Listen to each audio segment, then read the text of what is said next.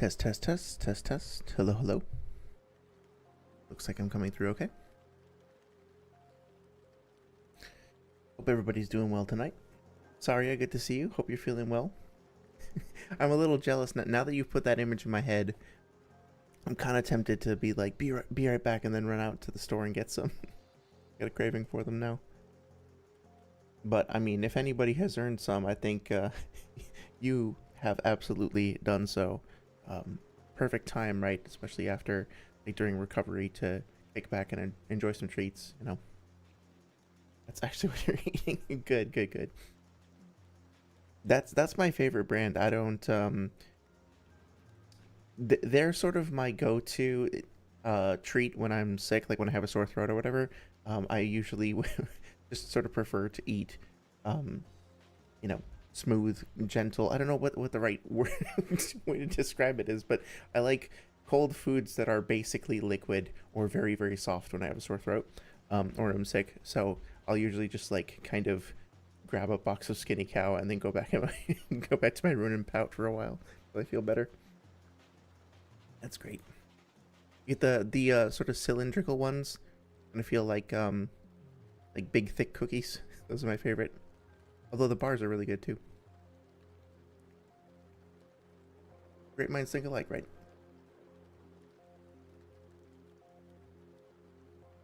Yeah, I don't know how sorry, I lost my train of thought. I hope you are doing well with the recovery and everything. The way you described it, it's gonna be several months, right, before things get back to normal. So not to continually ask you the same question. I just hope everything's going as well as it can be expected. Sorry, says John, you're consistently based. Thank you, I appreciate that. You're very nice. You're very encouraging.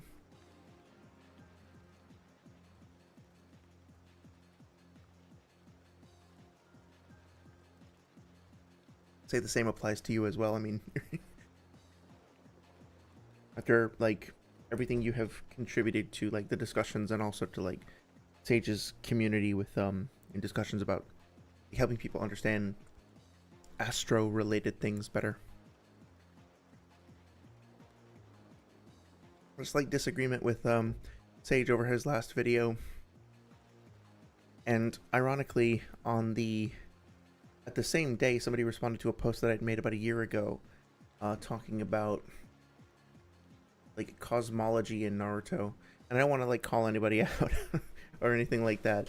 I'm still kind of mulling over the responses and figuring out how I want to respond to them, but I don't know why multiversal Naruto, not even multiversal, just like Naruto cosmology, like light speed travel and travel between galaxies and creation of dimensions and universes.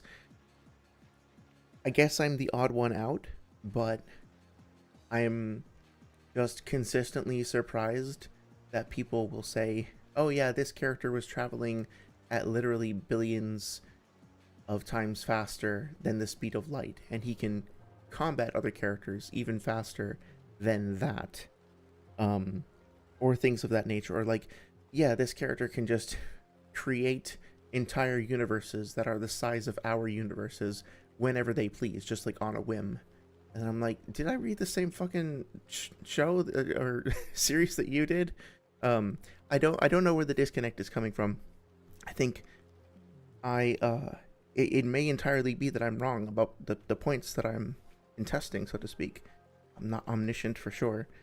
But I am still trying to figure out how do we resolve this one way or another. If it's me admitting I'm like deciding, come to the conclusion that I'm wrong, or if it's me trying to convince somebody else to change their mind, I don't even really know how to go about it, because it seems like such an important thing to quite a few people, and to me it seems like just such a vast disconnect from what we actually see on panel that I don't get the motivation for it, right? Like, I don't understand the motivation, the incentive, the context of having not to pick on Sage, but like other people have said this stuff too, but like an example that's at the top of my mind is like Urashiki being billions of times faster than light. Like, why are we even going there? You know, like, how is that even remotely relevant to any of the stuff that we see on panel. It's weird to me.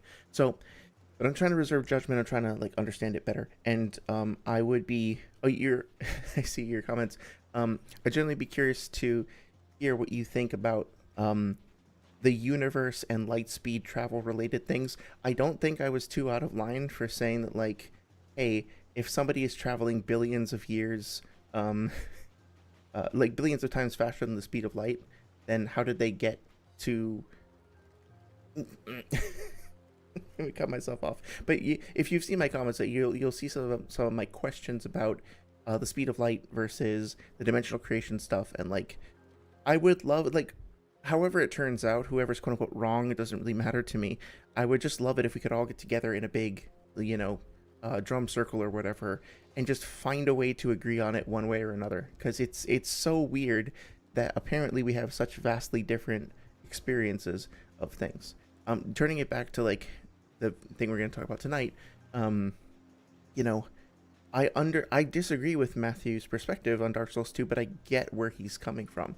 I understand even like somebody like Feeble King. I understand his motivations. I get his angle. I don't understand the universal stuff. It just like boggles my mind. But anyway, that's that's for Sunday. Saria says it sucks, but I'm making the most of it. That's really like, I don't want it to sound too I don't have the proper word for it, but I'll use inspiring since I can't think of a better word. It's really cool. You know, you're obviously going through a lot. It must be really, really fucking hard. But you're positive, you're like friendly, you're looking for like moments of happiness, and that's wonderful. So I'm just wishing you the best. Continued well wishes for speedy recovery. Sound like a fucking Hallmark card, but you know what I mean. Saria says, oh, you have made me remember to go back and check the comments of that video because I know it's going to be hilarious. Yeah. So far it's been pretty respectful, at least on all sides, so that's nice. Not like devolving into any kind of real conflict. Saria says, I honestly agree. I mean, don't get me wrong, I consistently ask Sage for a cosmology video, but one second. Sorry. Not because I believe in multiversal Naruto, but because I think it's cool. It's very interesting for me. Okay, yeah, that makes a lot of sense.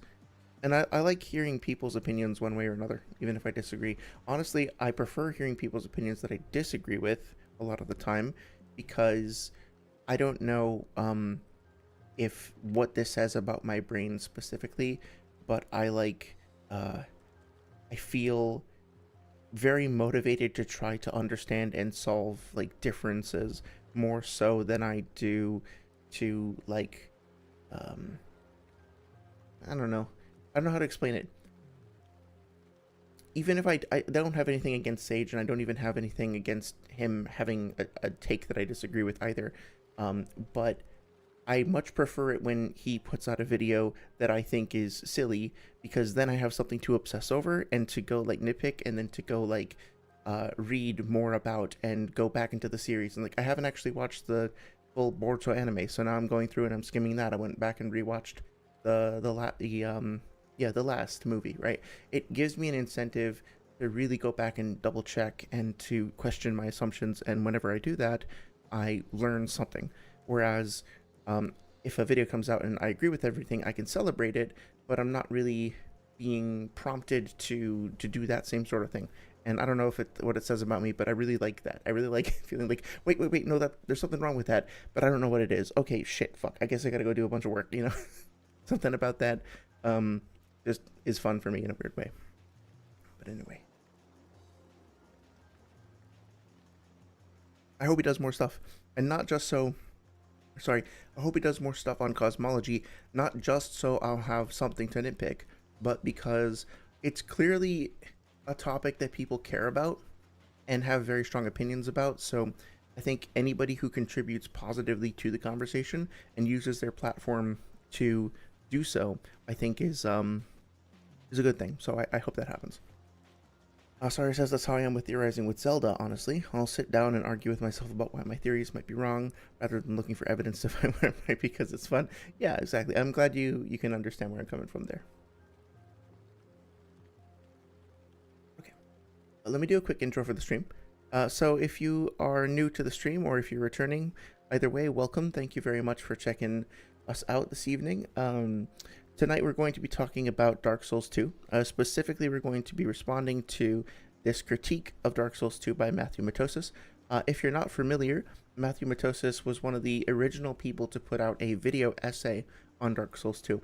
And his critique, even though it's 11 years old at this point, is still relevant today because it was the first that I think kind of helped people solidify and better understand their maybe some vague concerns or vague criticisms that we had of the game as a community. Kind of helped crystallize those for a lot of people, kind of helped bring them to light. But also people today are continuing to make content that is inspired by or directly references this work. So it is, despite the fact that it is from over a decade ago, it's still a part of the active conversation that's happening today in a way. If indirectly, it's still relevant. Now, I happen to disagree with a lot of what is said in this video. I think Matthew and I have very different perspectives on the game. So I am going to be very critical of the stuff that he says, but I'm doing so with a big ass caveat, which is that I was not the same person I am today 11 fucking years ago. My opinions about a lot of things, including video games, have changed drastically over the past decade. And so I do not expect that Matthew necessarily holds any of these opinions literally the same way that he did a decade ago. It could be that he does, and if he does, okay, we can disagree about that, but I want to extend the benefit of the doubt and understand that, things can change over time. So I'm not holding him to anything that he says in here, so to speak. That being said, we are all entitled to our perspectives and our opinions, so anything I say is not intended to be aggressive towards the person, with the moderate exception that I will be pretty unabashedly critical of any statements to the effect of the developers had no good reason for doing this, they were just lazy, they were sadistic, they were stupid, etc., etc. So I'm not really gonna spend time holding back my feelings about that because I think it's inherently pretty unfair and pretty gross. But that being said, this is all in the spirit of continuing a conversation about how we not just review these games, but also talk about reviewing these games. We're going to be starting off in the 23-minute and 34-second mark, sometime around there, and we're just going to be sort of picking off where we left off, continuing the discussion about, I think we were talking about things in the game that break immersion, like the pile of rubble near the Shrine of Winter. Matthewmatosis had been saying that he found that particular, obstacle to be an obstacle to his immersion and understanding of, immersion within the game world. So, and I was sort of disagreeing with that, so I'll pick it up. I am going to stop and, pause the video and jump around, and unfortunately, inevitably, when people do that, it can change the context of what is being said, and it can make things sound very different than if you listen to it continuously. So please, out of respect for the creator, go watch the video in context. If you have any desire, any curiosity, any interest in the subject whatsoever, please go see the video in context. I always say that it's important to hear it directly from the horse's mouth. Also, please be aware that we did do a Dark Souls 2 playthrough recently with Scholar of the First Sin. So my perspective is kind of calibrated towards Scholar. So not everything that we experience is going to be present in this video. If you want to hear more about my thoughts on various parts of the games, please go check out the videos in the live section of my channel. Feel free to leave a comment if you want to explore any of these topics in depth, have any questions or concerns. Really, this is part of an ongoing conversation. I want to hear what you guys have to think. This is not me preaching. This is me trying to get folks to continue to talk about something that I care about. So, let me know what you think. I think that's pretty much it. I think we're pretty much ready to start. Saria says they were stupid. Everyone, including myself, looking at the Spider-Man editorial team for comics. They literally have undone 2 of 3 of the most important parts of history. That really sucks. That feels pretty disrespectful. I mean, I can understand going on a tangent and making a branching storyline or branching canon or something like that. But yeah, if they're just outright disregarding stuff, then That kind of sucks.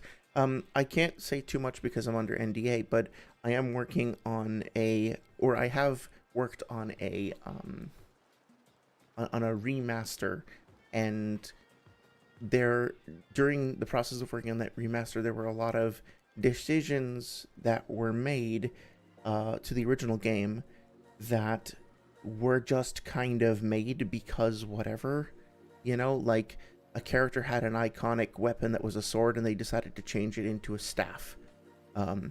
Okay, why the fuck would you do that? Well, because in one of the novels or something, he has a staff, so we decided to give him a staff instead of a sword. Yeah, but we're not adapting the novel, right? We're just remastering. We're taking somebody else's work and we're giving it a fresh coat of paint. It's not our responsibility to go meddling with things like that and just changing and tweaking and pulling levers. We're just, our job, the assignment that we have been mercenary contracted to do, is to just make it prettier and then put it back out there for a new generation. Don't fuck with things if you don't need to. Certain things would be like, okay, well, the engine is completely different. Like we talked about with Metroid Prime, right? The remaster. It was apparently really hard to do the thing where in the original game, if you shot a ball of energy from your blaster, I forget what the proper term for that is, I apologize, but if it was like totally dark, the projectile would illuminate the entire space and act like a little flashlight. And if you shot like a stream of projectiles throughout a totally pitch black space, you could actually light the way for yourself by creating these like temporary ephemeral light sources. And apparently that doesn't really work in the remaster because the lighting, it's really silly. If I understand it correctly, the lighting tech is just too advanced these days for that to be, for the Switch to be able to handle that kind of lighting. In the past, they used they didn't actually use real lighting, quote unquote. They used like a projection of a lit up texture onto the surface around the sphere. It was just kind of like stretched out. It was kind of like a clever fake. But apparently they can't do that either for another reason. So they're in this shitty situation where it's a lose-lose and they just have to get as close as possible. But due to the limitations of the engine, they just cannot replicate it. That's one thing. But if they're just like, I don't know, getting in the engine of the car and pulling stuff out and putting in random parts, it's like, can you guys not? Can you have a little bit more respect for the the thing that is the reason for which you have a job in the first place? Anyway, let's jump into it. Off areas are even that difficult. I'd say getting through the catacombs in Dark Souls 1 is more difficult than any of them, so it's frustrating that these areas, and the items they contain, are locked away until later for no good reason. Yeah, I think we talked about last time, if you need a refresher on what this is from, this is just talking about how at the beginning of the game, in Dark Souls 1, Matthew's perception is that we have more areas that we can go to that are branching out and more options. Dark Souls 2 seems to be a little bit gentler in terms of how it lets you explore the world, gives you fewer options, and therefore the idea is that Dark Souls 2 is maybe not trusting the player's intelligence quite as much and holding your hand a little bit more. To paraphrase what I said last stream, my finding is kind of that when you actually count them out, Dark Souls 2 gives you access to quite a few areas within the early parts of the game, but realistically you're either going to go to Hades Tower of Flame or you're going to go to the Forest of Fallen Giants, and then it branches out from there. You can't really, as far as I know, you can't really go into the to the pit, the Grave of Saints and all that, until you got the cat ring. And you can go to the Huntsman's Copse, but you have to go to Hades Tower first. So there is a little bit more railroading, but it's still the case that you can access most of the game within the first couple hours.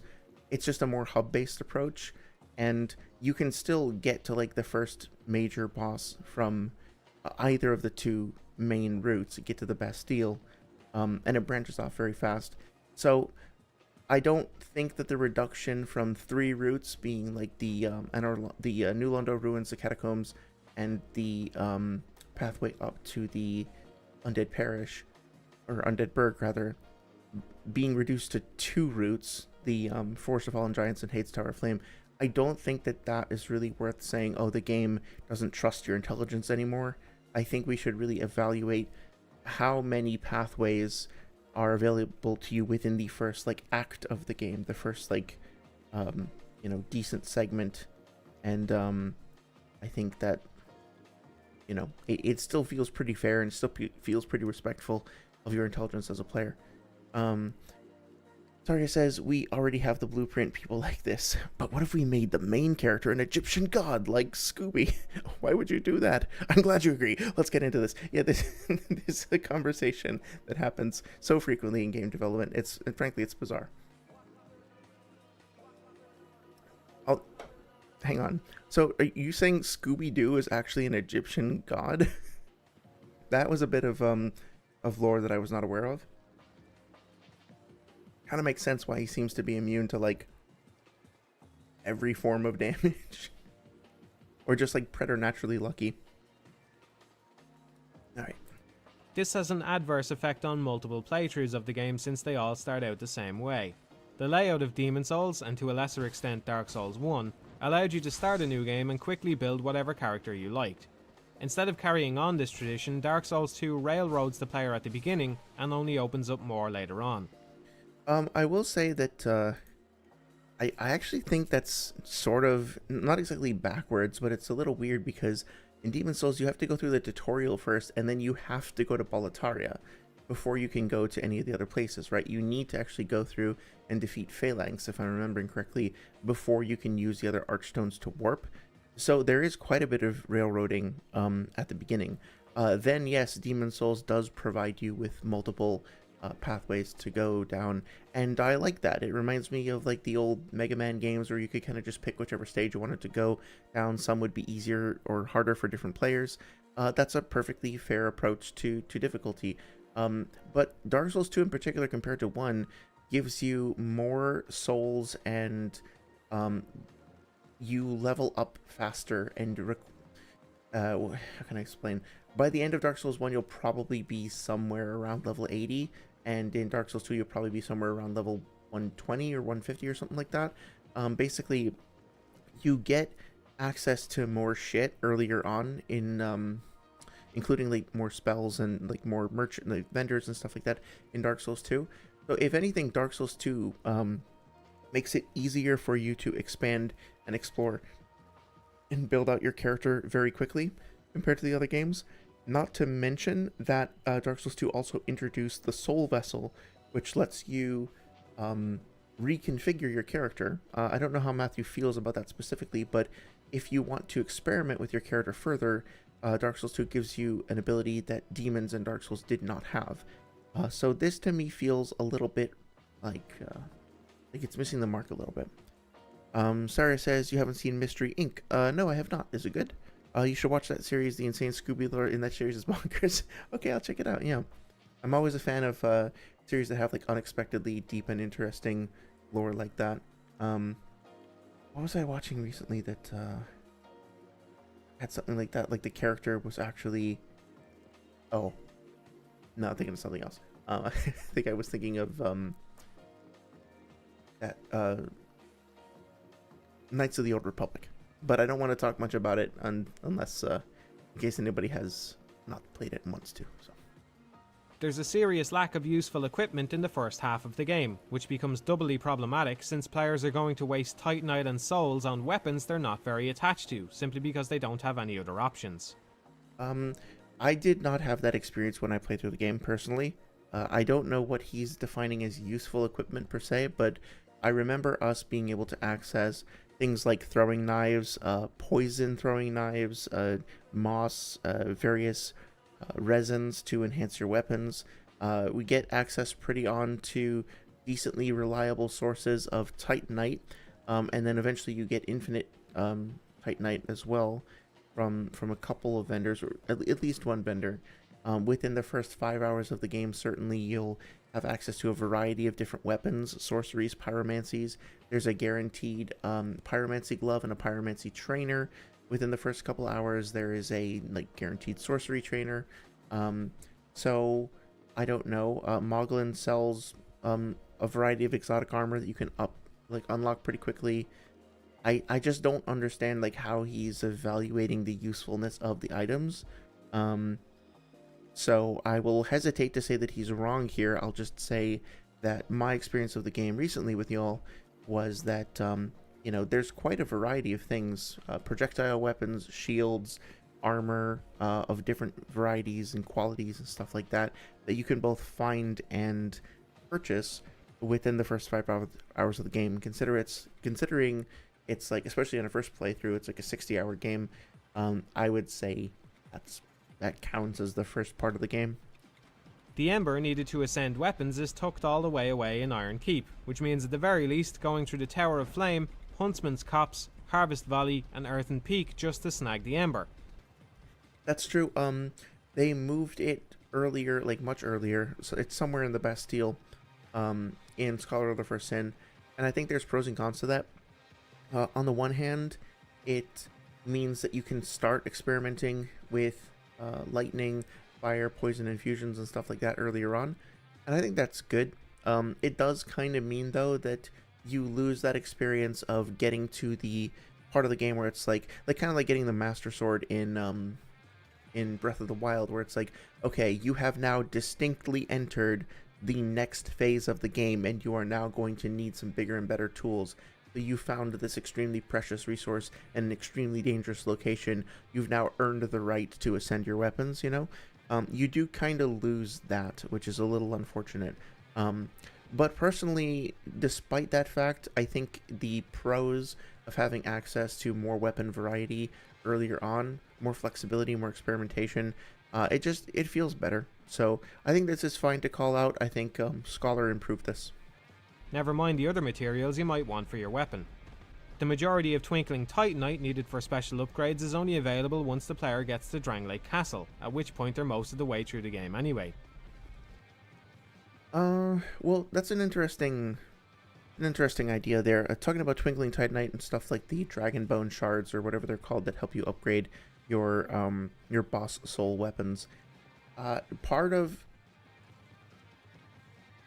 the difficulty that's really, really hard to balance with these games is that you want to feel like you can experiment and to invest a certain amount of resources into upgrading your shit without those things feeling like a waste, and while having the ability to swap around and not feel like you've lost a non-renewable resource.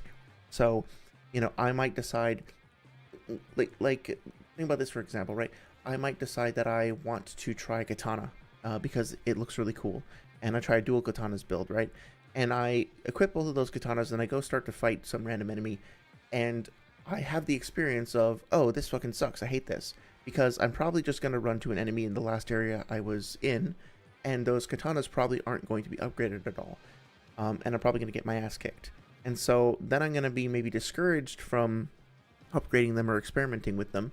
So what I'm going to want to do is I guess the easy solution is just to go back to a less intense part of the game, where enemies are less imposing, but you also want to test them out on enemies that you've been fighting recently to see if they work on enemies that, like, you can kill a fucking, soldier, hollow soldier with your bare fist pretty easily, let alone with an actual, like, bleed weapon or something like that. So you want enemies to test on in context to actually evaluate them. But in order to get them up to par to be able to test them at all, well, it's kind of difficult because you then need to spend these resources on them, and then if you don't like the way that they feel, not only have you consumed those resources, you've also consumed souls and time. However, if you don't have the resources be limited, then you just wind up going through this grind of like maximizing every weapon that you find, and then it kind of makes it feel less special when you, like, again, like similar to that Master Sword thing, you want to feel, or here's a better example. In Elden Ring Night Rain, there's only, like, if you go down into the magma cavern crater or whatever, and you fight all the bosses on the way there and you overcome all the challenges, you will then get the opportunity to ascend one weapon, right, just one, to a legendary status. Now imagine if you could just purchase Titanite or whatever that would let you upgrade every single weapon that you could have in your inventory to legendary.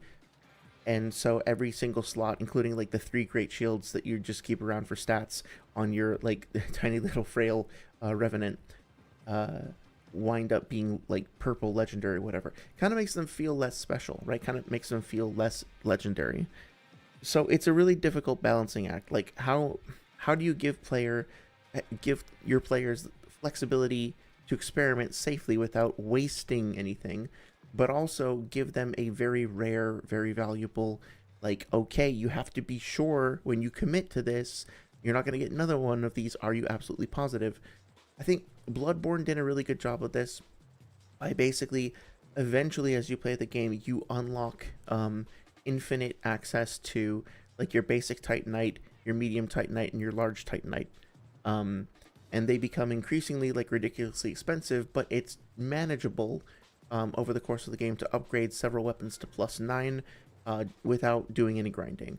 And then if you want to upgrade one to +10, like fully maximize it, fully make it special, you only have access to one single blood rock to be able to do that with. So that's the one that you fully commit to. That's your special one. That's your favorite son, and your special shiny boy, and you adorn it with that one single blood rock. There might be another one in the DLC. I can't remember, but in the base game there's only one. So I think that's a pretty good system. Lies of P, ironically, has a really good system for this, where they essentially have individual weapon components that you can unlock and upgrade, but then you can swap them. Like you can swap the handle of an axe and put it into a sword, and like the handle of the axe will have an axe's moveset, so like big overhead swings or whatever, but the blade of the sword will have like the reach and the stamina consumption and the overall damage of the sword. So now you make this hybrid sword axe thing, and you can just kind of like swap them around as you see fit. And it's been a year or so since I played the game, but like I think you can also just pick a handle that you really like and then upgrade that handle and then swap that handle into different things. And even if those other things, like the other blades that you swap in, aren't themselves upgraded, you're still benefiting from the upgraded handle, something like that, right? So as games have become more, as the Souls-like genre has been explored more deeply, there have been more sophisticated systems and responses to this sort of critique. I think that it's a fair call out, and I like the way that developers have been trying to approach this challenge over the years. The overabundance of bonfires is another issue with the overall level design in Dark Souls 2. One of the greatest things about Dark Souls 1 compared to Demon Souls was its careful bonfire placement, which engaged the player in a game of risk versus reward. If you got far into a new area, you could usually make your way back to the previous bonfire easily to use your souls for leveling up, but that would waste more time than pressing onwards, so you were left with a dilemma: push yourself to go on, or go back and play it safe. Yeah, I do think he's onto something here.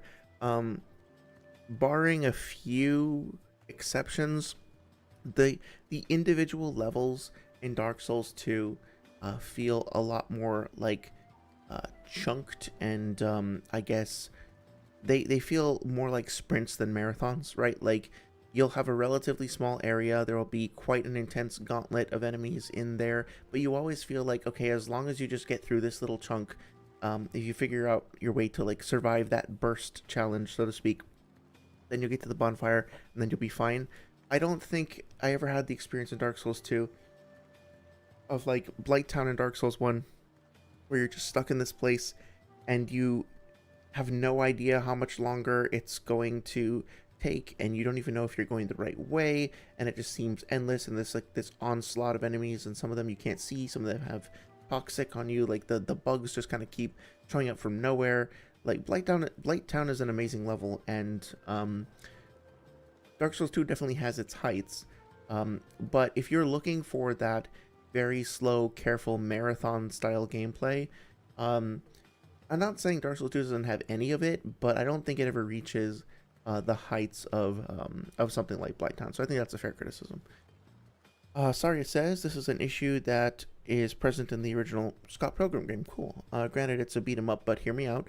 You upgrade your stats through food in the game. Leveling up helps, but food does more. Okay. This seems fair because, well, you have to fight to get money, right? Wrong. People learned early, oh, I can just have my buddy self-destruct. Oh, okay. And drop endless money and max out my stats in stage 1.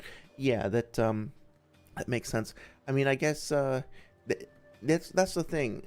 You could argue that they're sort of, it's like the player's fault because they're deliberately cheesing and breaking the system. Like, if they don't want to engage with the game the way that it was intended to be played or whatever, well, that's on them.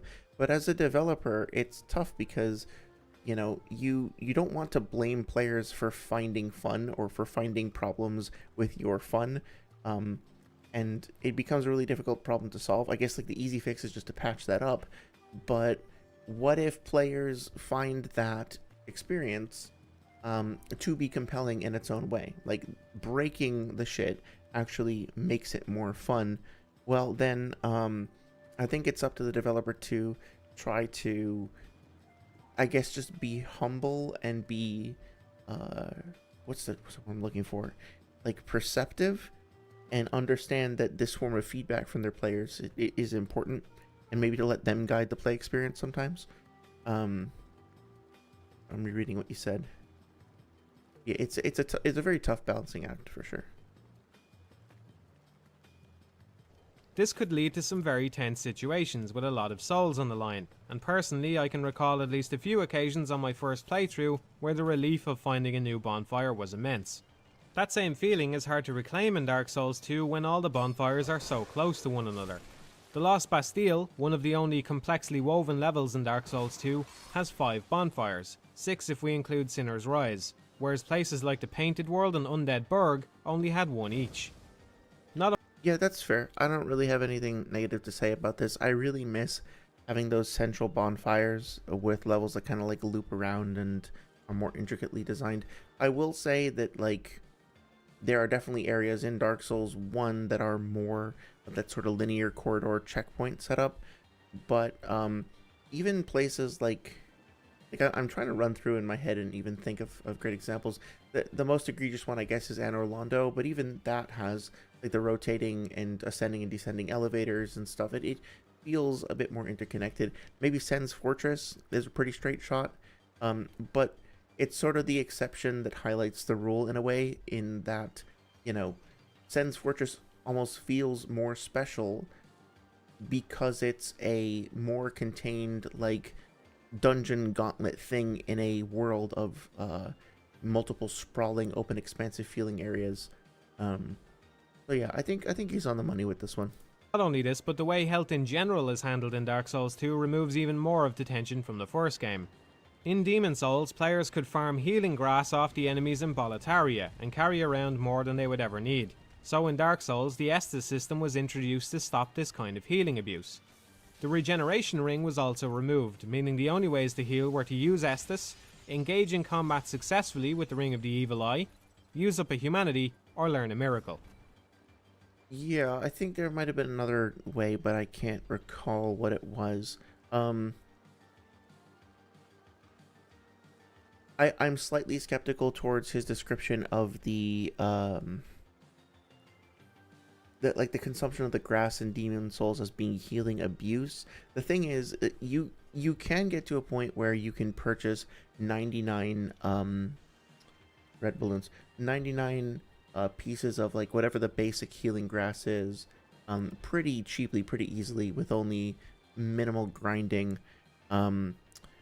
And that being said, it might seem tempting to then say, okay, well, you're going to have abused the healing system because you're just going to be spamming the grass. The problem with that is, if you're going up against a tough enemy, like let's say one of those red eye glowing knights that you meet in Boletaria, and they hit you once, and you're in the later stages of the game, you're in the stage of the game where it's far enough that you can even purchase such high numbers of grass so easily. If one of those knights hits you, it's going to do like half of your health, or maybe more. And it's each of those little pissy grasses is only going to heal like a quarter of your health, or maybe less. And it's going to take a couple of seconds to eat it. So if you get hit once, you're going to have to run away and like press the healing button 3 or 4 times, and take 4 or 5 seconds or however long it winds up being just to restore that one hit. And in that time, the enemy can get to you and hit you again. And especially if you're locked into the healing animation, it's going to be harder for you to dodge. So people act like the life gems and the grass as well are cheat codes or something, or just like break the healing system if you have too many of them. And I think they tend to ignore the built-in caveats of the limited health that you're actually getting from them. Now, obviously, in Demon Souls, you can get higher tier grasses. It's not just one little pissy grass, but those cost more, and I don't know if they're all unlimited. I forget if like the full moon grasses are unlimited, but they cost more money, and so you will eventually run out and need to grind. And so there is a way of it still being a precious resource, but a renewable one if you get stuck. But either way, you're incentivized to use them carefully. They're not get out of jail free cards. They each have their own strengths and weaknesses, and I think that maybe gets overlooked a little bit. Asara says, man, how do I still have 75 XP? YouTube really is an RPG. 6 grinds are whack. Yeah, I don't even know what this is. I didn't turn this on. Just so everybody knows, I did not choose to have this system. I only realized that it was even a thing when you wrote your first message, Saria. So, hang on, what does this do? Oh, cool. I can give myself a little heart. That's delightful. What else? Moderation activity? Okay, I don't have any moderators. I don't think we're gonna need moderation. Okay. Yeah, I have no idea. I have no idea. I'll have to look into it after the stream. What does this do? Oh, cool.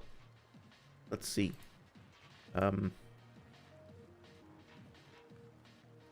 One second.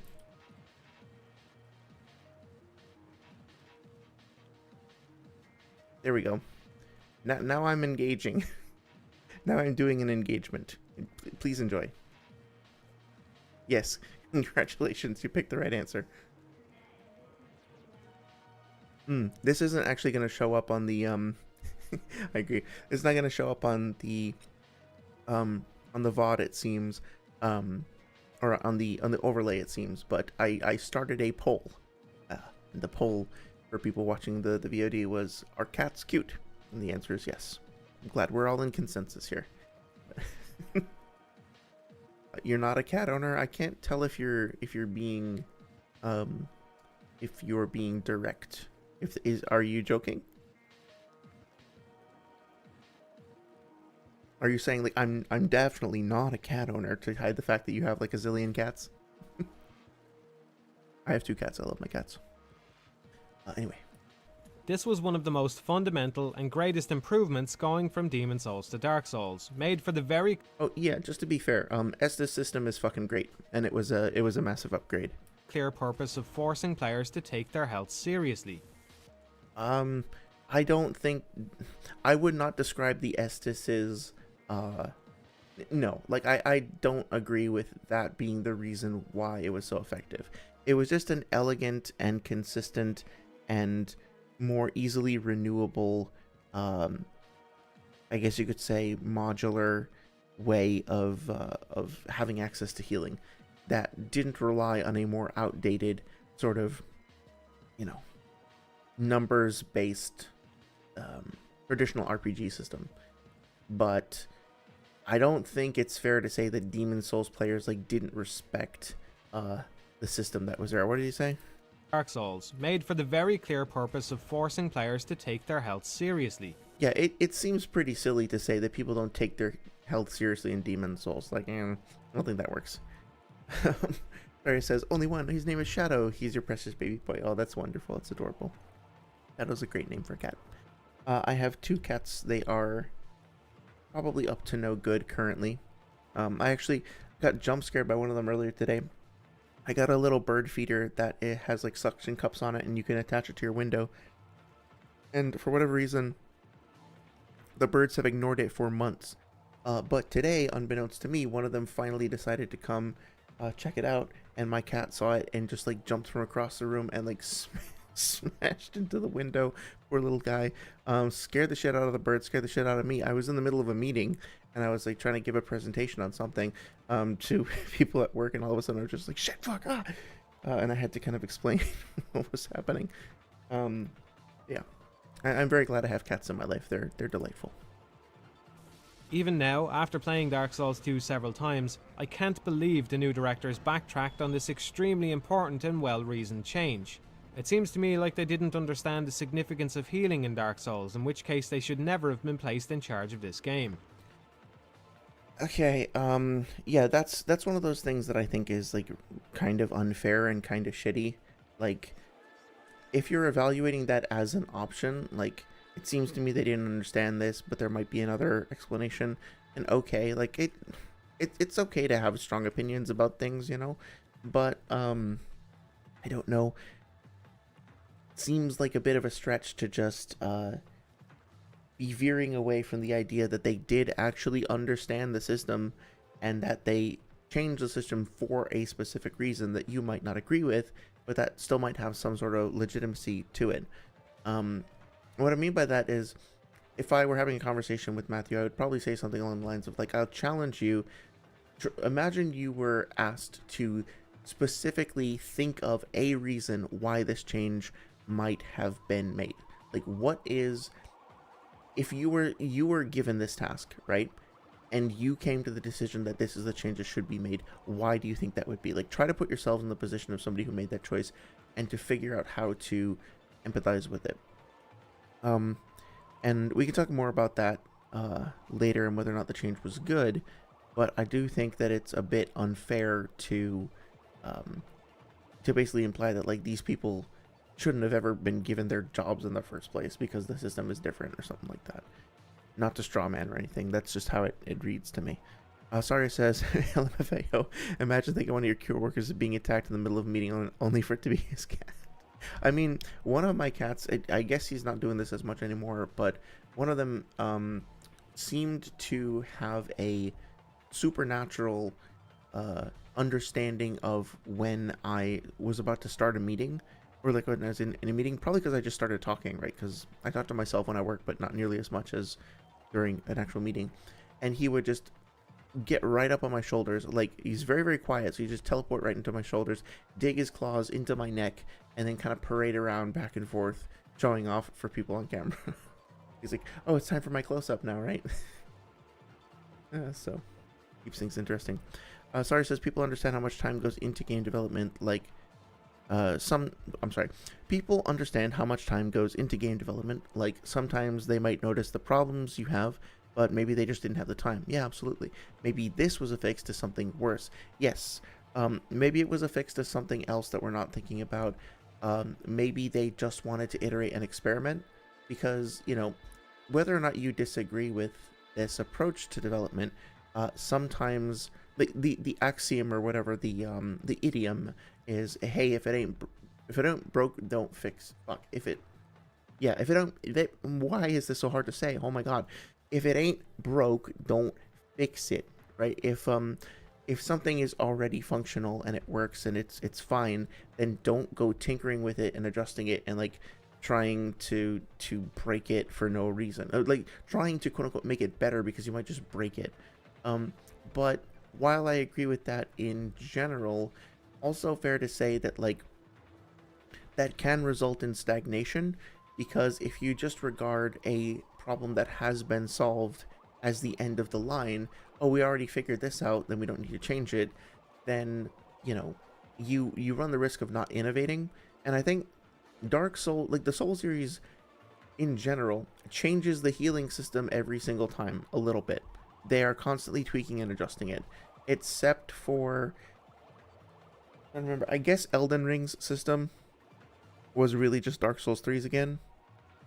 I guess Sekiro's system was really just the Estus Flask. But up until Dark Souls 3, they kind of tweaked it and iterated on it every single game. Like, they did something different in 2, they did something different in Bloodborne, and then in 3, and then 1 in Demon Souls. So, I should say healing and magic system, because, like, the magic resources sometimes shared with your, like, HP pool via, like, flask allocation. But yeah, I think the reason why it wasn't any different between Elden Ring, I'm kind of contradicting what I said before, I guess, but the reason why it wasn't any different between Elden Ring and Dark Souls 3 is because as a result of doing all that exploration before, they finally settled on a system that kind of helped them cover all of their bases and felt comfortable. But, you know, I think they're probably going to continue to experiment with it. I would be very surprised if they didn't do something at least a little bit different with Duskbloods. And then it's going to kind of vary from franchise to franchise after that. I would generally be surprised if the next like 3 mainline From Software titles have the same healing system. Because like as a developer, you just want to try new things. You want to experiment. And maybe that experiment fails and is disappointing, but at the very least you can still learn from that failure. It's still data, right? A lot of times risks are worth taking even if they don't produce the intended result, because you get data that you can then use for a future iteration. Sorry, says, wait, I meant they don't understand. I'm so sorry. Don't worry. I understood what you meant. People don't understand how much time goes into game development. Yeah, no problem. I think I understood what you were coming from. But thank you for clarifying. I appreciate it. Dark Souls 2 adds in consumable healing items and a regeneration ring placed in a prominent location early on, which can be easily equipped on any build since there's 2 additional ring slots. In Dark Souls 1, a player on half health would have to consider carefully whether or not to use one of their flasks now, or wait until they sustained more damage in order to maximise its usefulness. This is a subtle gameplay mechanic, but one which adds a very welcome layer of decision making to healing and increases the tension of exploring. Oh, yeah, okay. So this is something that I didn't really address when I was talking about the healing system. Something that I don't think Mahler and what's his name, People King, at least from what I've seen, I don't think they did a great job of reincorporating this point from Matthewmatosis. So Matthew here has like made a really good point that healing isn't just about the access to the number of healing items that you have on hand or healing spells or whatever. It's also about how much healing numerically you get from a consumption of a healing item with regards to how much health is left in your pool, in your bar. So like if you take 10% damage, right, and that amounts to, let's just say, you know, you have 100 max health, you take 10% damage, and your Estus flask restores 20 health, you're probably not going to want to use it to top off, because you're going to be wasting that 10 health. If it goes down to 20, well, that's perfect, because now, you know, 20 is in the Estus flask, so you restore it, and that's perfectly balanced. But as the numbers shift around, and especially as you get like +2, +3, etc., every single charge becomes more and more like the relationship between your health, as your health increases as well, is constantly like stretching and shifting in comparison to your, like, how your flask is evolving. So there are these two things, your health bar and your flask, and the amount of damage that enemies are doing to you are always going to be in slightly different proportions at different parts of the game. And so you're going to have to be constantly evaluating, okay, how much health am I going to waste if I take this Estus flask now? And if I don't take it, how risky is it for me? Like, okay, if an enemy can deal this amount of damage, and I don't want to waste my Estus because it actually heals way more than this, is there an enemy around here who could deal this amount of damage to me? Like, am I actually being too risky? Should I top off? And that's something that I think is a really unique and compelling thing with the Estus flask, well, with any healing system like this. I think, if I'm understanding it correctly, that Matthew thinks that Dark Souls 2 sort of deteriorated that, or like disintegrated that a little bit with the addition of more sources of healing. I guess I would agree with the Sun Ring, although I don't think it, or whatever the regeneration ring is, although I don't think it really does that much. Like, the health trickle is so small, only really useful in the first few hours of the games as like a crutch to kind of boost you. It doesn't help all that much later on. But that being said, I think the idea with the life gems is that they are intended to be supplementary items that can be used to fill in this without using one of these. If using one of these would be more health and would be like wasteful, would be excessive.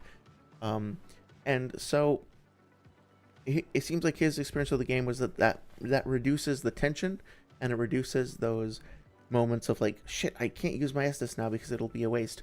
I found when I was going through the game that didn't, it was a shift, not a destruction. It was, okay, now I am thinking less about just the Estus flask. Instead, I am now thinking about the Estus flask plus these consumable items. These consumable items are a consumable resource. They're each worth a certain amount of money, like souls, and they work a bit differently to my Estus flask. So I kind of start to regard my Estus flask as like, this is the big burst of quick healing, and I have to be careful about when I use it so it's not excessive. And then the life gems as this is my supplementary backup healing. I have to use it to kind of like boost myself in order to then make those Estus flasks more, I guess, more precious. Is it different? Yes, for sure. Is it maybe worse? I think that's subjective. If you feel that way, that's totally fine. But at least my experience, it was just more of a lateral shift than a breakdown, and I felt like I was having more of a, like, the relationship between healing and my actions in the world had just expanded and shifted a little bit, as opposed to being like distorted or broken. But that's just I can definitely see why somebody would be like, well, we lost something here. Very welcome layer of decision making to healing, and increases the tension of exploring. In Dark Souls 2, this has been stripped out. Damage at half health will heal gradually with the regeneration ring, and even if you run out of Estus, you can always fall back to other items. After failing to maintain the major healing revamp from Dark Souls 1, Dark Souls 2 attempts to make a major change of its own when it comes to light sources. And okay, I will say I think that's a pretty paltry evaluation of the healing system overall. I'm going to be a little unkind and say that it felt a little bit like different, therefore bad. He didn't really talk much about the different forms of healing and how they interface with the Estus flask.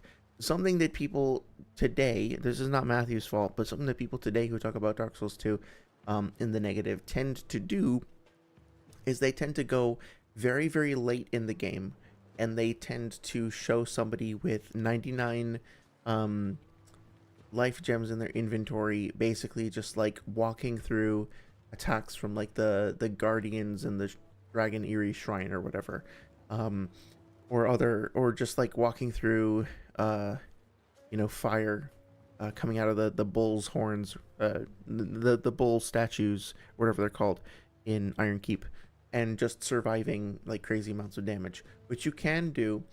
But what they forget to mention is that at the start of the game, you only have one use of your Estus flask. Granted, you can get a second one very quickly by knocking that corpse into the well, and you can get a third one pretty quickly by rescuing Kale, but that's going to require, especially for players on the first playthrough, it's going to probably be a couple hours before they find it, and then it's going to be a while before you find more of them. I think there's one of the Grave of Saints, or in the unseen path to aid, or whatever it's called, on the way to the Lost Bastille, but they're pretty well spread out, and you don't really get that many of them. You also don't get many, what are they called? The bone dust, sublime bone dust. So consistently throughout the first chunk of the game, you have fewer uses of your Estus flask at all, and they are less powerful. You can pretty easily get a +10, it's not a +10, but a flask that has, a +2 or such, pretty early in the game, especially if you know to go down to New Londo Ruins, as well as getting the number of charges up to 10. I mean, you start with 10 in New Londo, or sorry, I'm losing my train of thought. You start with 10 at the bonfire and Firelink, and then if you go down to Pinwheel and get the Rite of Kindling, which you probably won't do right away, like you'll probably be around the point of the game, but you can do early, especially if you know your way around the game. Then you can have 20 flasks. So it's actually not insane to get up to like 20 flasks plus 2 or 3. Right, because there's a Firekeeper soul in the Undead Parish, and there's one in Ulando. Yeah, so if you know what you're doing and you level up a little bit, you could easily get to have a flask that has 20 charges with a +2 buff within the first 5 hours of the game.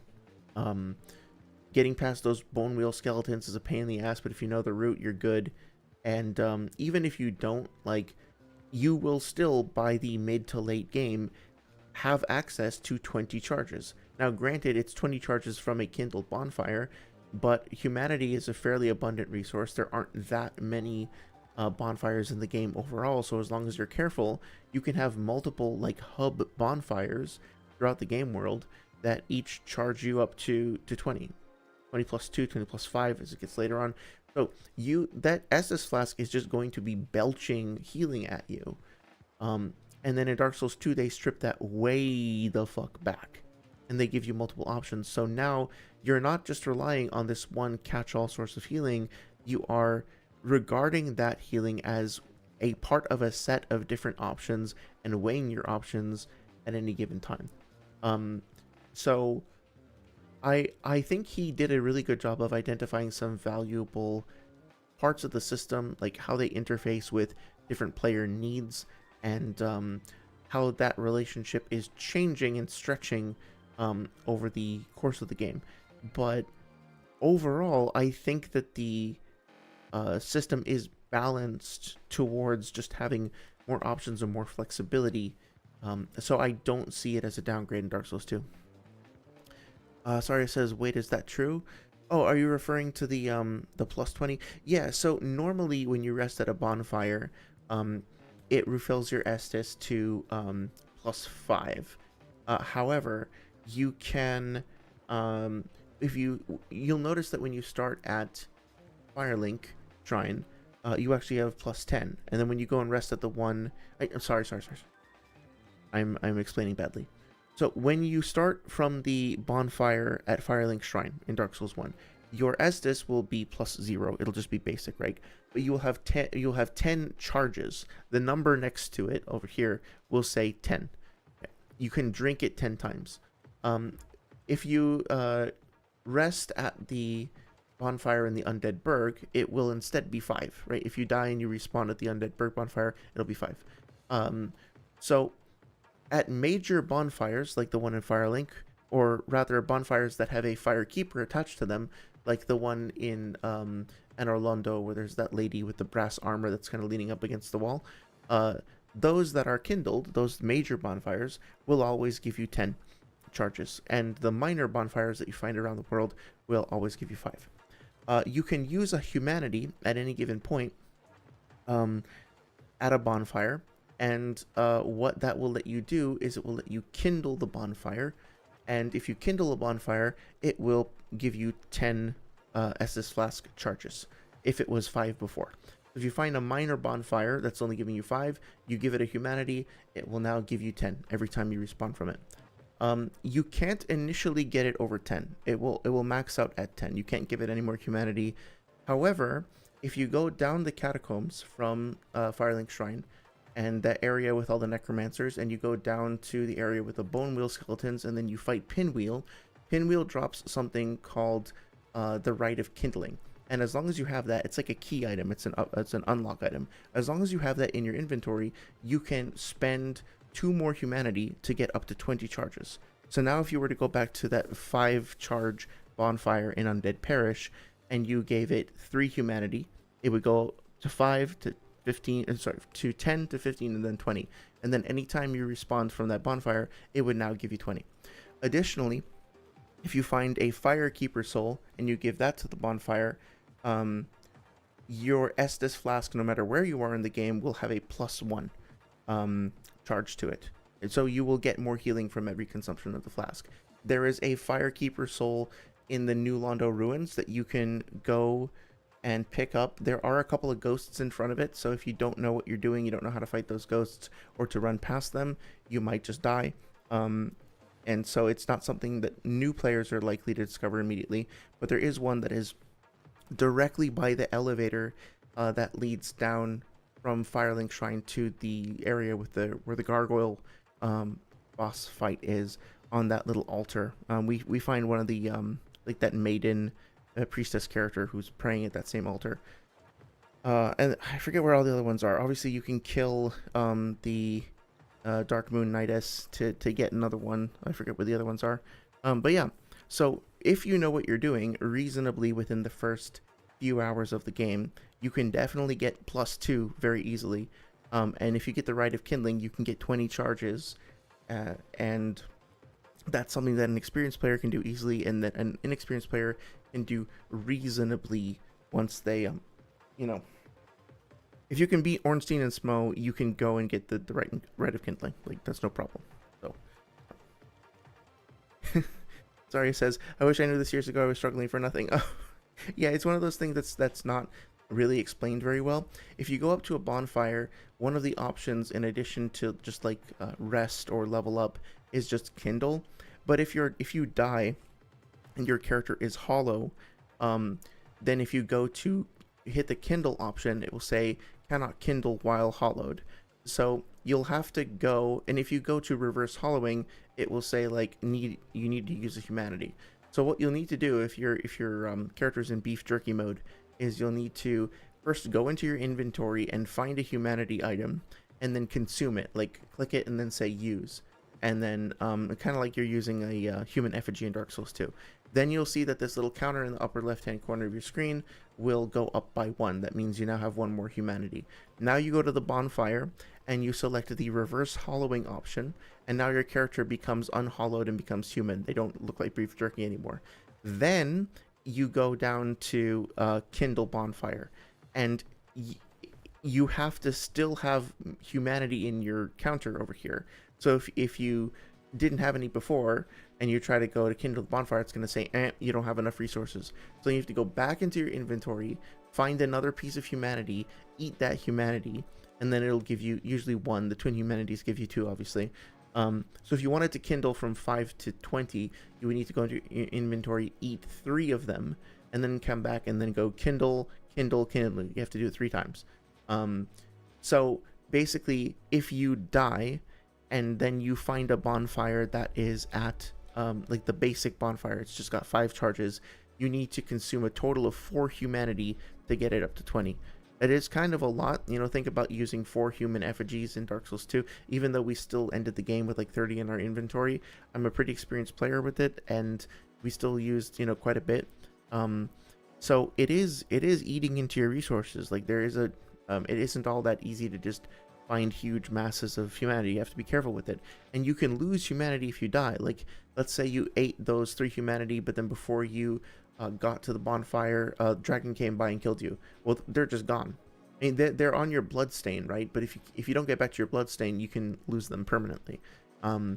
So it's A, not explained very well, B, kind of convoluted, and C, kind of risky, I guess you could say.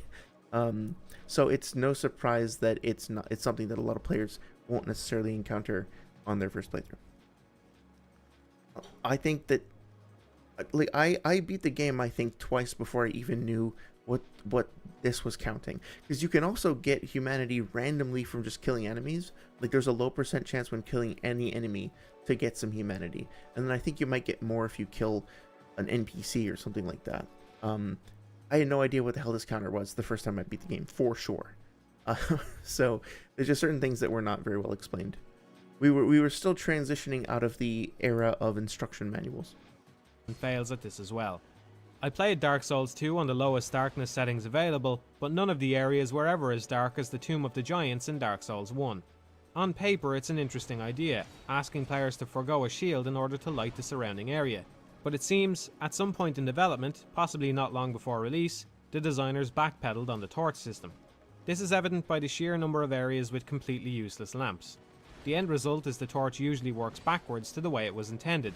It's easier to explore an area in the dark with the benefit of a shield, kill all the enemies, then go back and light the lamps later just to make the place look nice. Yeah, I don't think he's wrong about that. Especially the original version of the game. Scholar, I think, improved on the lighting system, and it also, incentivized you to light more torches more consistently, right? Because it was there's more rewards like secrets, Easter eggs, or whatever that come out of lighting torches. But yeah, there was a tech demo. I wonder if you can like find it. Dark Souls 2 initial tech demo. This one? Oh, sorry, I don't know how loud that was. Yeah, so this is what the game originally looked like. It's gonna be pretty compressed. I remember that they were called drop stones. Covenant icon was so different. Without going through like all of these specific things, that's actually, I think, the lock-on icon from Demon Souls. Anyway, so you can tell like the level is significantly darker. Let's see if we can get back to the I love those little lizards. Get back to that area where Matthewmatosis. Yeah, okay, so like you can tell here going down into the dark, and it's like pitch black, right? Like you can barely see anything. Now granted, this is pretty compressed, but still, I definitely think the lighting looks significantly better in this early tech demo. The reflections are better. How cool is that? The way that the archway kind of came out of the dark, all the moats and stuff that are coming off of the fire. It looks great, and the fire itself, yeah, that's so cool. The fire itself doesn't even illuminate that much of the environment. Like it's got a pretty short radius, right? So taking their time there. I think this is a much better, much more elegant, much more atmospheric version of the lighting system, and I don't really think we even got here in Scholar the way the enemies kind of loom out of the darkness like this. I'm still waiting for this version of the game to come out, you know what I mean? I wish we did get it. But I will say, I would not assume that it was a backpedal. Just here's the truth that everybody kind of already knows at this point, but was not as well known maybe a decade ago. The first game that I worked on, we put out a demo, and it was kind of presented as like, this is the game. This is a demo of the game, right? Here we are playing the game. Your character's looking around, shooting and stuff. The whole fucking thing was scripted. Like, the entire gameplay demo that we showed on stage, that we had somebody sitting there with a controller in their hand, if I remember correctly, it was scripted. Like, yes, you could move your character around, but all of the major like combat beats and stuff, basically you were like nudging your character into these trigger boxes, and then when you hit the trigger box, it would make something happen. Including like having your character turn around, or having like your character fire a weapon or something like that. Very little of it was actually representative gameplay. All the AIs were scripted. They weren't actually using their artificial intelligence models. They were just basically empty shells that were getting nudged around, right? And this is extremely common practice. This is like the default. Legally speaking, we were playing the game, but it was not really gameplay. If you think about what that means, it was not representative. And because of that, we were able to push the game further to look better and to feel more consistent at the time, for the sake of making that presentation. So it wasn't like a lie per se, it wasn't a deception per se, because technically speaking, everything was in engine. We did accomplish it with our own artistry and technology and all that shit. But in no way was it representative of what the game was eventually going to be. And because it was an extremely closed off, compartmentalized, highly polished, specific thing that was specifically made for a specific presentation, it was not necessarily representative at all of the technology powering the game at like a full game at release.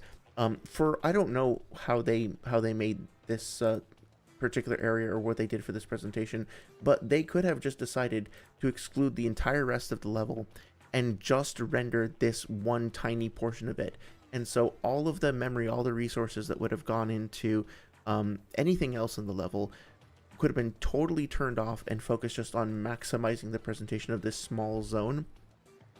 And they could have been able to dedicate so much more resources to making this look good, and then just not be able to pull that off consistently for the rest of the game.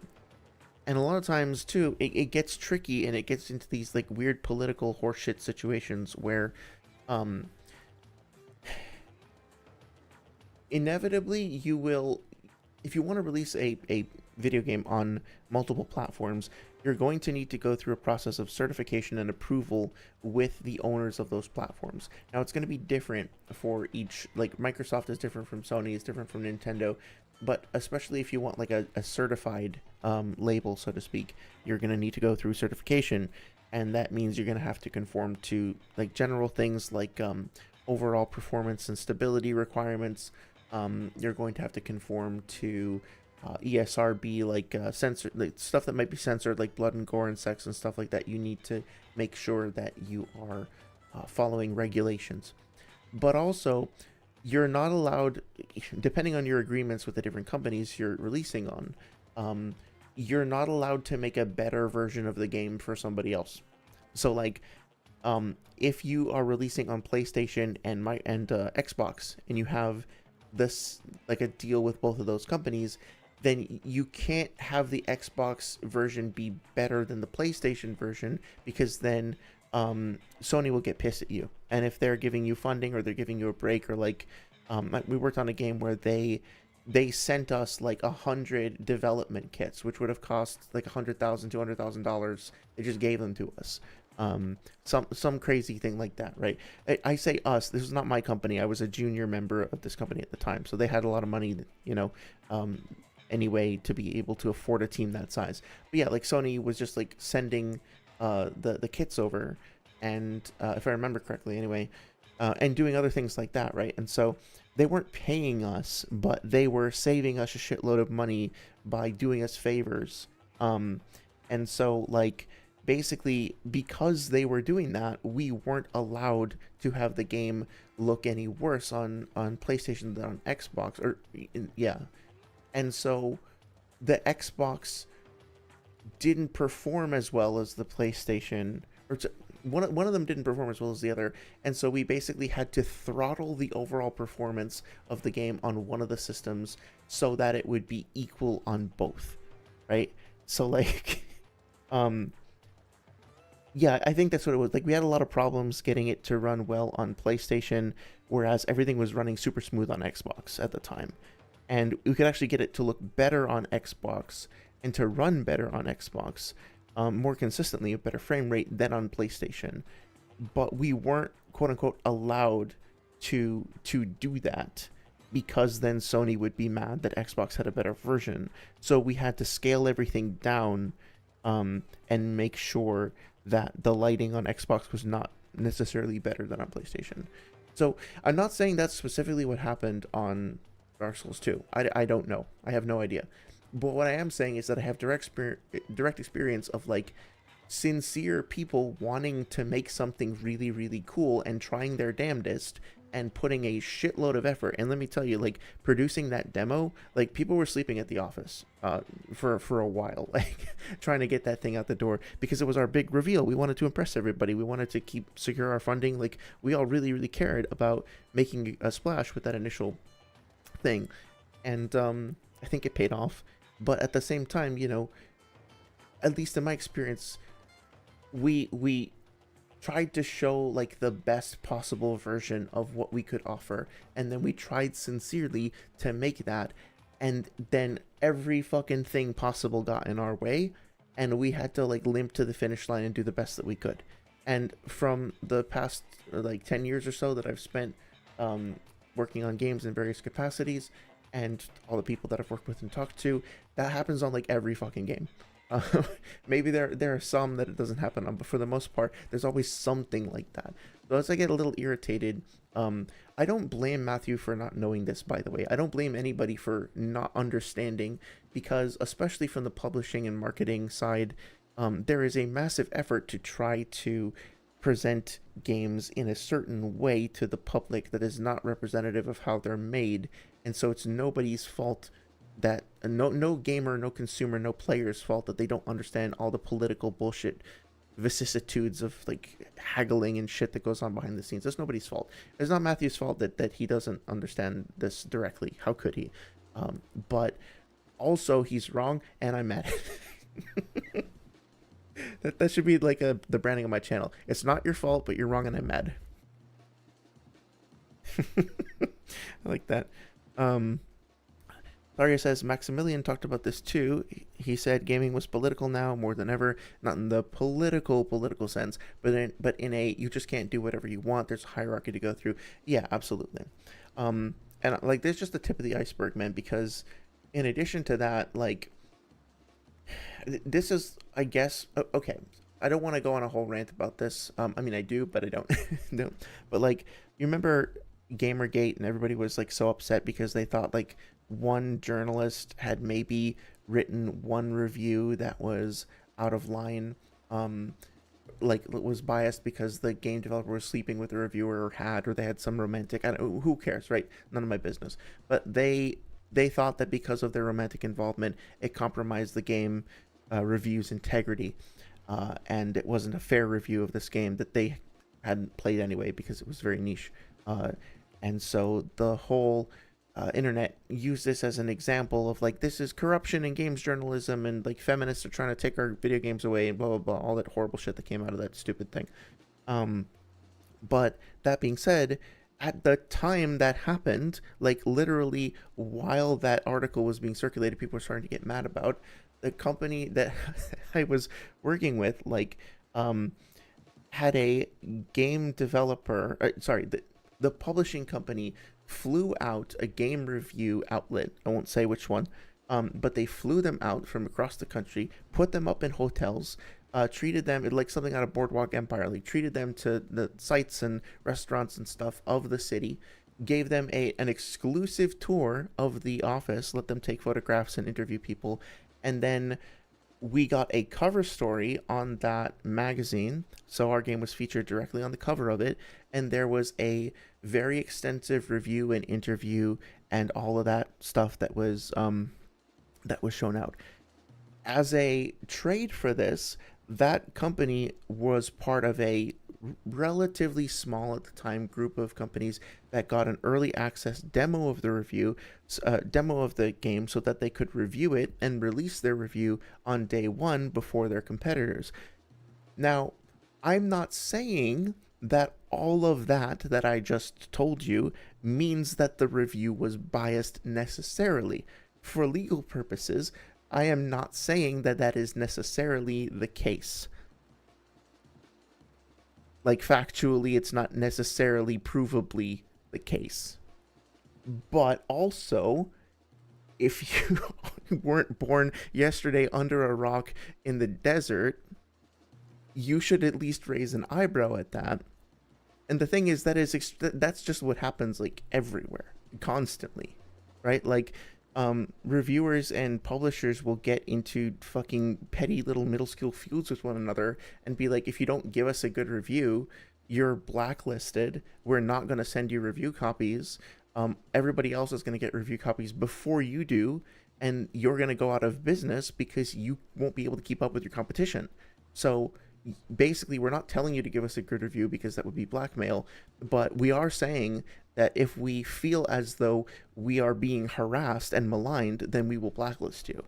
And we are not specifically saying for legal reasons that us receiving a bad review would be that sort of thing. But we do know that we are making the best product available. We do know that it's a 10 out of 10. And so it will basically be slander if you say anything else. And slander is abuse, and we won't stand for that, right? Using every kind of like weird, manipulative, warped tactic to basically ensure a good review without outright extorting somebody for it. And that happened all the time, like everywhere. constantly, to the point where nobody even like batted an eyelash or whatever the expression is. It's just how it works, right? It's just understood. But apparently, some indie developer who made a very personal little emotional game, and it got reviewed by an indie reviewer, they might have kissed under the bleachers at some point.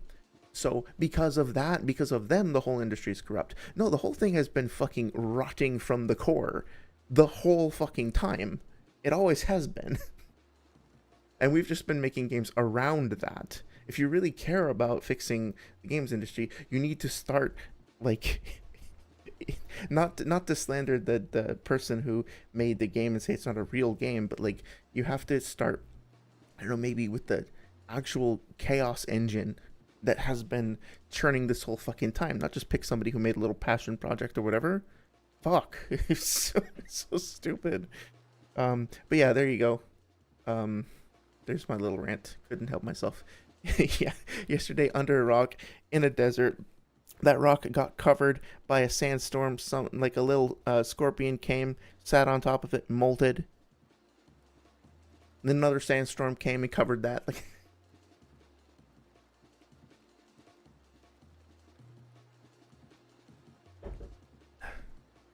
anyway, The few areas where the torch came in handy were a nice change of pace. It would have I agree. been interesting to see a few more of these. For every good gameplay change in Dark Souls 2, there's at least one step back. It's great that you can use multiple souls at once in the menu, but it's idiotic that the rewards from the crows are randomized. I don't know. I don't feel that strongly about the crows. I really dislike things that kind of have the scent of gambling to them. So I kind of don't like randomization in general. There is some of it is necessary, I suppose, but like, okay, so like if I have a weapon that does like between 10 and 20 damage, that sort of randomization doesn't bother me.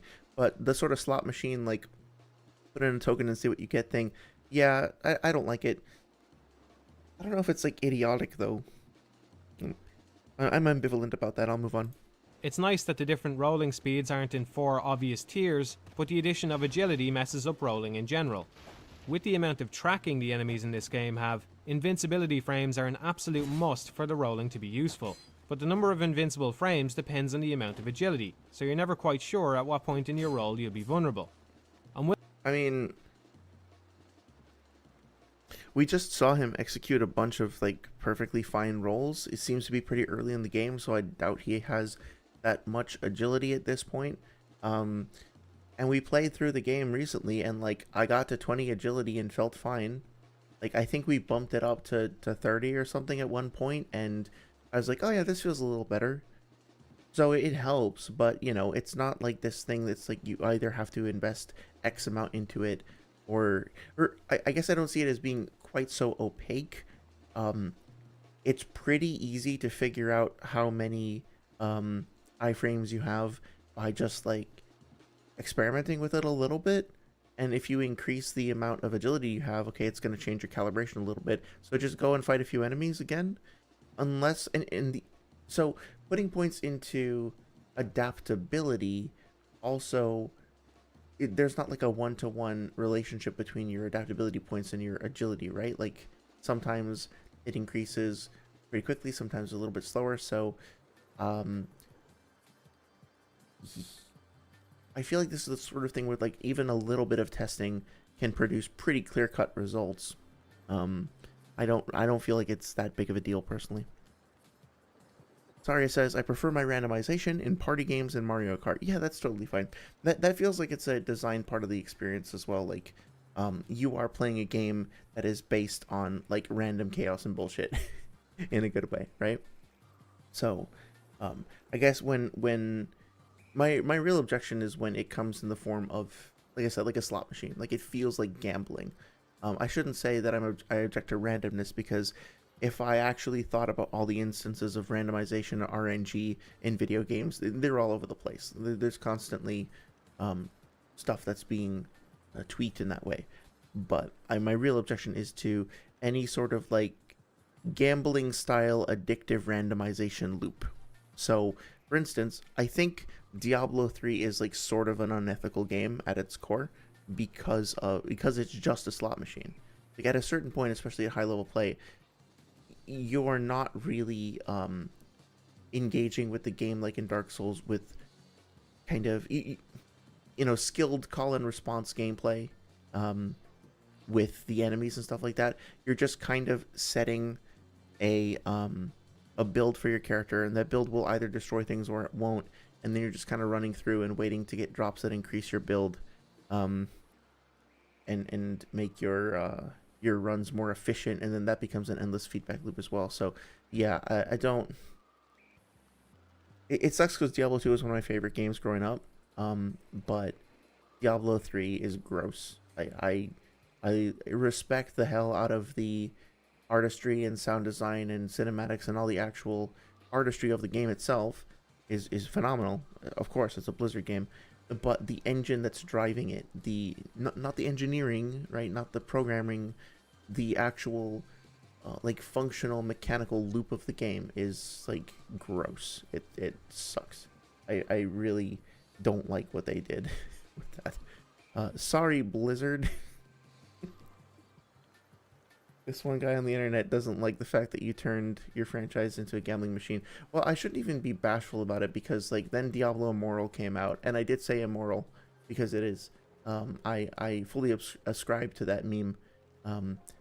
Nobody owes Blizzard any fucking apologies these days after that, right? So, I prefer my randomization in party games. Sorry, it says when it feels like gambling.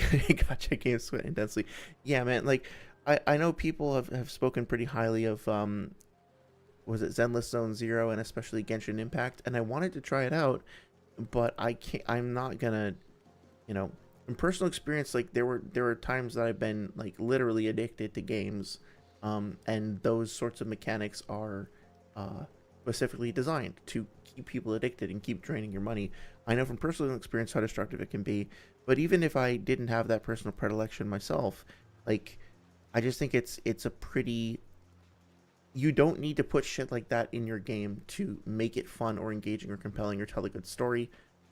As far as I can tell, the only reason to do it is as like a sort of sorted extra revenue stream. And the only viable argument I can currently think of to justify that is like our team just needs money. Like Riot put out a game for free, a little game called League of Legends. And in order to fund their game, they needed to have a source of income, so they did microtransactions. Microtransactions is not gambling necessarily, right? Putting skins out and selling those, that's fine. But they clearly needed to have some non-conventional revenue stream, and if they had decided to go with gacha instead, I would have been like, okay, like a little slot machine that gives you skins. Okay, that's not my favorite, but that's all right. But when it's like, when the skins are actually like characters in the game that have a massive impact on how you play, it might change the story, might be relevant to the story in some major way, and it's like additional money that you're constantly putting into the game. Yeah, that sucks. I really don't like that. I'm willing to admit, on paper, this makes for a slightly deeper combat system than the previous games, but in practice it makes rolling less consistent and more frustrating. You want to see what actually happens there? Let's see. System than the previous games. Okay, so not to nitpick, but we're gonna nitpick. So let's see what happens here. So the pursuer's coming directly at him, and he has his sword overhead. He comes in, let's go frame by frame, slashes, and hits him. And Matthew has his shield up, so takes a good chunk of damage, gets pressed back a little bit. Kind of cool to see that the sword actually generates a little particle, like a spark effect here on the shield, and then also continues forward and generates another one on the ground. It looks like the particle effect generation is a couple frames later than the actual positioning of the sword. Like the sword is over here and it hit the ground before, and so the particle effect's coming there. I wonder if it was a deliberate choice to delay it by a couple frames, if it looks better that way. I'm guessing it's probably just like a slight delay in the system itself. But okay. So he takes that attack pretty well. Nice animation there of the pursuer like rotating the sword and kind of pulling it back. Very classy. So starts to get ready for another attack. So he raises up his sword, punches forward, raises his shield. Very obvious that he's going to come forward, brandishing his sword way above his head. Nice color consistency there between the sword and the shield. Everything is very reflective. It's a very, very clear telegraph that he's coming in. Matthew is keeping his shield up. No, he's not. No, he's not. I misread that. Footage was blurry. So his stamina is starting to regenerate. Okay, comes in. Now the pursuer does that slash, and Matthew is way out of range. Right? So, but he dodges like preemptively. So that's fine. And where does he actually get hit? Let's speed up. But in practice, it he's makes dashing rolling forward. Okay, so let's see. Does he make a mistake here or what? So pursuer dashes forward. He is very close to Matthew. Matthew sees the attack coming. He starts to dodge, and the sword goes right through his body. And then, yeah, okay. So the question is, does this sort of dodging, should that have been an iframeable thing? And I guess if your expectation is that because you are dodging at all, then you should have gotten iframes there and avoided taking damage from that, then perhaps. And if you had a couple more frames of vulnerability such that like it didn't turn off until like let's think about this, right? Let's say adaptability gave you 2 more frames of just 2 more frames of invulnerability. 1, 2. Okay, the sword would already be past you. Those 2 frames would allow for you to survive that attack. So I can understand why that would make you feel consistent, but also like if you are feeling that you're struggling with rolling, you know, the amount of effort that you need to put in to get an additional iframe of rolling out of adaptability is not all that high, especially if you're this low level in the game. Like this particular character class as well, I don't think has particularly high adaptability. I don't remember. I could be wrong about that. I might actually be wrong about that. But yeah, like just a few extra points, maybe 5, 6 extra points, and you could get that and you could have survived it.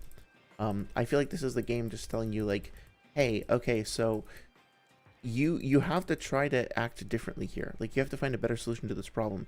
Either get a shield and use your shield like you were doing before, like you did use it before, it was effective, or increase adaptability a little bit and keep increasing it until you feel comfortable with your dodges. It's giving you options. It is deeper. It does make it does feel more flexible as far as I'm concerned. Also, really though, and this is a little petty of me, but the correct solution here is to dodge into the sword swipe. If you're dodging to the right and the swipe is going to the right, then you are following along with the motion of the sword, and so you are going to be in its path for longer.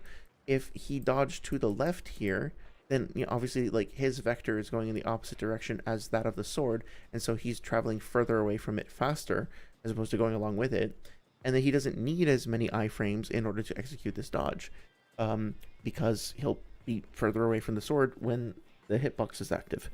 So again, I don't want to say skill issue because I think that would be too dismissive, but I do think that that the game provides you with situations like these and then gives you multiple options to solve the problems it's throwing at you, including leveling up with stats, but also using other methods. You don't have to just dump stats into it, but if you do decide to, there is one that specifically makes dodging easier. That's the way I think adaptability should be seen, or agility should be seen. It's not like the game is nerfing you until you like pay your taxes and have your agility increased. It's like the game is giving you more options to figure out how to deal with the puzzles that it's throwing your way. Yes, you do start with fewer iframes, but you then in Dark Souls 1, you don't really need to exclusively rely on adaptability to get yourself out of situations like this, right? It kind of, if anything, it kind of nudges you towards trying other things. I guess I'll just ask this question and leave it kind of open. Which is more compelling? Which is a more compelling solution to this problem? Is it A, giving yourself more of a stat so that you can continue to survive while rolling directly into a sword swipe? Or is it B, learning to read your enemy's attacks and rolling away from an oncoming attack and using like the roll animation itself to your advantage. I think the second one is more important. But anyway, them more frustrating. Paradoxically, the animations lack the weight present in Dark Souls 1, but nearly every action is actually far more clunky this time around thanks to the agility stat, especially at the start. The best thing I can say about this is at least it means adaptability is more worthwhile than resistance was. I guess I won't dispute the clunky thing. I've heard that from other folks too, and I feel like that's subjective, and it's also fine if you feel that way. It's just gonna kind of come down to how it feels to play with the character. Yeah. If your experience of Dark Souls 2 is that it's clunkier than Dark Souls 1, especially with character movement, then okay. Soul memory is a decent idea, but executed incredibly poorly, making it worse than the simplistic level matching the previous games did.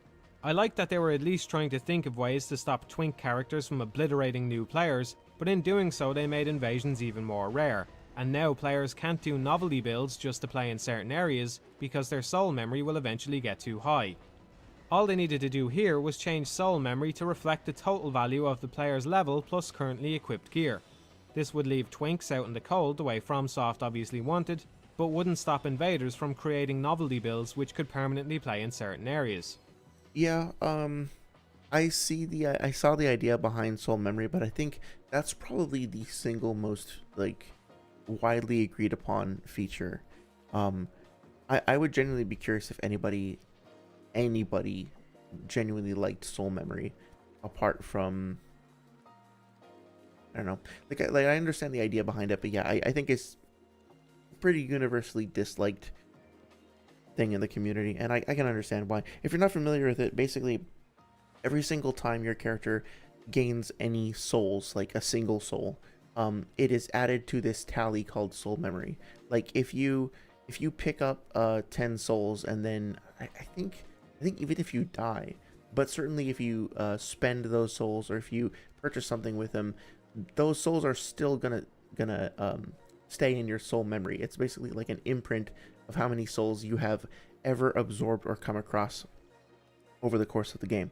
And as that soul memory goes up, when it comes to matchmaking in multiplayer, so connecting with another player for co-op, or for especially for invasions, you're only going to be allowed to match with other people who are in a bracket of soul memory that is similar to yours, like a tier. I don't know exactly what the numbers are, but like let's say it's like level 0 to not even level, a soul memory 0 to 50, 50 to 100, 100 to 250, and then 250 plus, something like that. They're these brackets, and you can only matchmake with people inside those brackets. Now the thing is, it's different from level-based matchmaking because it's based on the number of souls that you have picked up, if I'm not mistaken.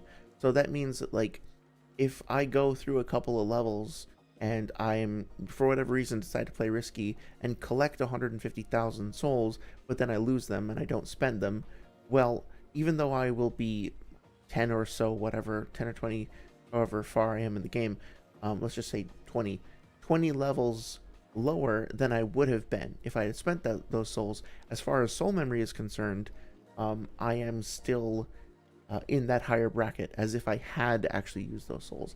So the soul memory isn't even really connected to the amount, necessarily directly connected to the level of your character. It just sort of punishes you for interacting with enemies at all, and tries to constantly nudge you up in the bracket.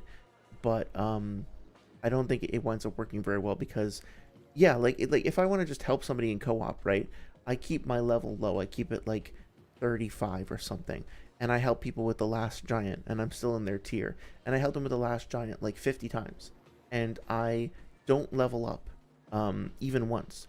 Eventually I will stop being able to match with anybody, because my soul memory will go up every single time I beat that boss, even if I throw those souls into a fucking trash can every single time, right? And so it sucks.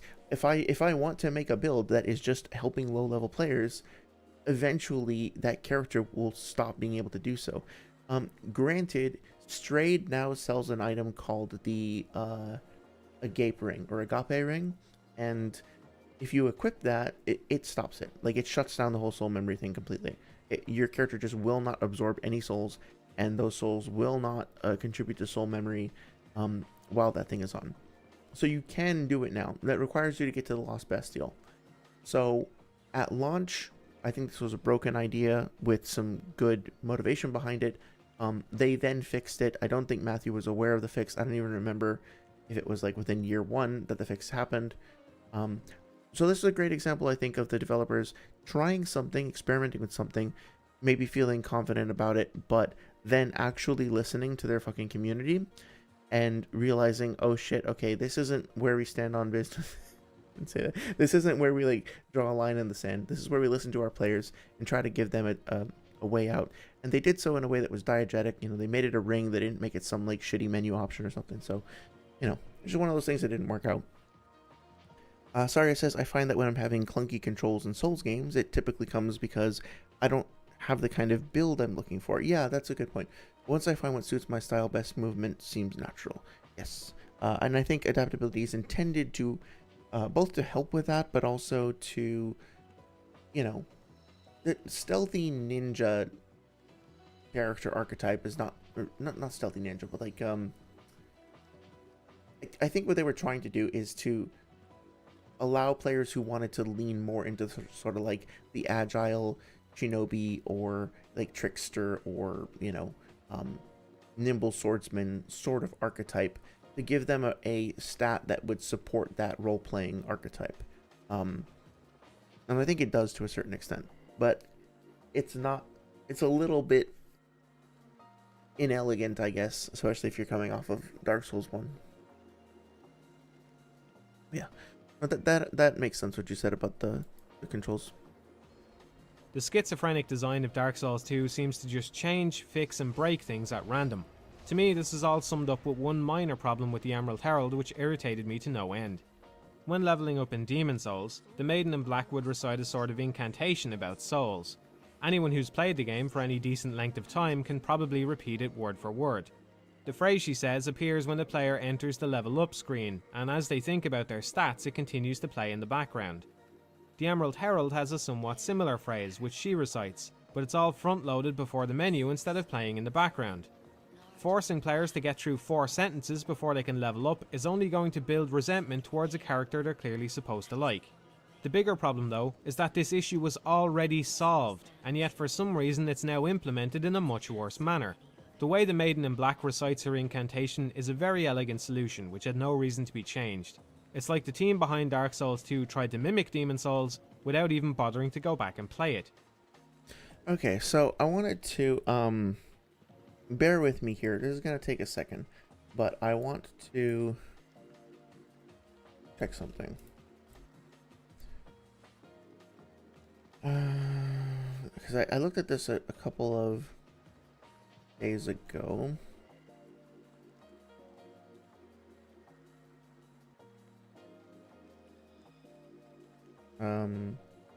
Let's see. Try this. Apologies for using the remake, but brave soul, for whom death is no fear.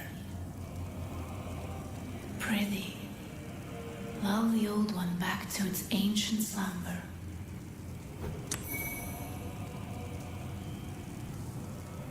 skip ahead to find the actual leveling up thing. Okay.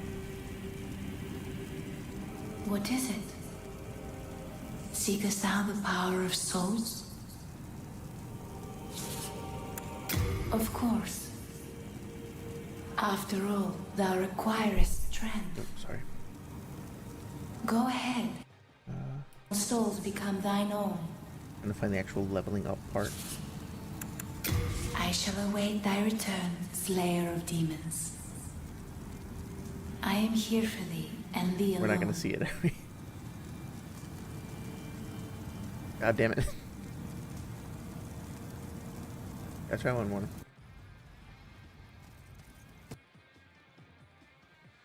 Okay, level up. Okay, so we are gonna actually level up here. Let's see. Yeah, it goes. Oh, thank you. No, thank you. Okay, you're gonna. Thou seekest the Here we go. Find the maiden in black. Thou seekest the power, Thou seekest the power of the soul. Then touch the demon inside me.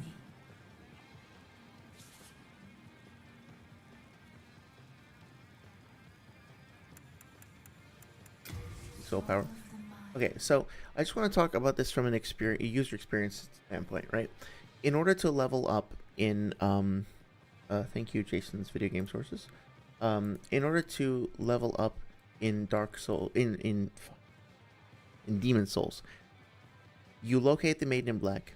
You press the button once to get her to start her first dialogue prompt. You press the button a second time in order to get her to start her second bit of dialogue, and then you press the button a third time in order to enter the level up screen. So let's go back and see what Matthew presented over here, right? So in order to level up with the Emerald Herald, once you find her, you press the button once, Bearer of the Curse. Now, technically speaking, you don't have to press it again, but in order to get to the next part of the like dialogue thing module. But let's say you want to hurry up, right? So you press it once to start talking to her, then you press it twice to skip to the next dialogue. Okay. 3 times, skip to the next dialogue. So now we're on par with Demon Souls. And then 4 times. Okay, so 1 more time. And now we're at the level up menu. What did I say for here? It was 1 to start it, 1 to talk to her, and then 1 to start, 1 to skip to the next line, and then 1 to actually start. Okay, so yes, Dark Souls 2, it was a little laborious to go through that, but I wanted to actually think about it from a UX standpoint. So yes, you are engaging in 2 more additional frobs or button prompts in order to get access to your leveling up. That being said, functionally speaking, if you go up to the Maiden in Black and actually frob, like Bear 60 Lest, right? That's the meme everybody knows, Bear 60 Lest. You can still get to that screen in like 2 seconds. If you go to the Maiden in Black, you can also get to that screen in like 2 seconds. There are a couple of additional button presses, technically speaking, that you need to get to be able to access, you know, the leveling up from the Emerald Herald, that I personally don't think it's like that huge of a difference, just having those additional 2 button presses. That being said, it is still a difference. It is something that I think maybe other people will feel a little bit differently about. But functionally speaking, you still do have to engage with the Maiden in Black and go through multiple dialogue prompts in order to start leveling up. It's just slightly longer in Dark Souls 2. And if that is a mechanical annoyance and you find that that detracts from the game for you, that's fine. You're allowed to not like that. I think it's also worth noting, however, that the Emerald Herald has something specific to say to you, and it's important, and it is almost like a comforting, reassuring thing. So it makes sense that you, like, there is a gameplay reason why you would hear it frequently. And also, just personally, I found the fact that the Maiden in Black wouldn't shut up when I was trying to level up really annoying, because I don't, like, sometimes I would just mute the TV because maybe it's just that I have trouble focusing, but I'm trying to look at this and I'm trying to figure out how much numbers I have that to put into other things that are numbers and which numbers are better than other numbers. And I don't want somebody like babbling in the background while I'm trying to do that. It's very, very distracting. And it goes on a loop, and it's a short loop, and it's very annoying. So I don't think there's an objectively right or wrong response to any of this. I just wanted to try to actually think about, literally, functionally, numerically, what is the tangible effect on gameplay that this has. And to me, it's not something that I even really noticed that much. Yeah. Sorry, says John silences his maidens here on life. Only when I'm in fucking Microsoft Excel trying to do my taxes. I can't. It's because when I talk to the maidens, I want my focus to be directly on the maidens, and I would ask for that in return.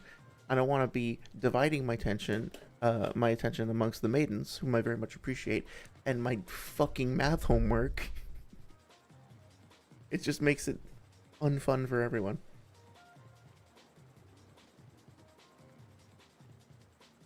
Not like I dislike her fundamentally as a character. I mean, I like those lines as well. I think they had a nice compromise with this with Melina in Elden Ring, where I think she just says her line once. But yeah. Like, it's okay. It's not a big deal, but I just, like, be fair to my special perfect son, Dark Souls 2. Mimic Demon Souls without even bothering to go back and play it. Also, come on. Like, I'm sure they're aware of how Demon Souls was set up. While I'm talking about incomprehensible changes, I just can't avoid mentioning the small tweak they made to boss introductions. This little bloody screen thing that pulses at the start of these cutscenes is incredibly dumb. I have no other words for it. All I can do is point out the absurdity of it. Someone at Fromsoft decided what these cutscenes were missing was some kind of bloody overlay at the start for some reason. Because of that decision, someone made or procured a bloody texture from somewhere, then someone else had to animate it to pulse at the start of the video, and someone else had to do the sound effect for it. The end result is a cutscene that looks far worse than it did initially. Again, my problem here isn't that I dislike it. I realise it's a very small issue. The real problem is that it was completely fine in the previous games, but got changed for absolutely no reason. Okay, so this is one of the takes. I love this panel of Bellstott. This is one of the takes of his that I find the most frustrating and disagree with the most strongly. I will say I don't necessarily love the red pulsing graphic. I don't know if it's necessary or whatever. It feels a little edgy, maybe. So, hey, if you don't like it, that's fine. You think it's obtrusive or annoying or whatever, that's fine. Like, I'm trying to convince anybody that it's high art or whatever. My problem with this feedback, though, is there's two main things that I object to here. And this is kind of like my main bone of contention with the review overall. One is cutscenes in Dark Souls 1 didn't have this, and now they do have this, and therefore there's no reason for them to be here, and therefore it's bad, right?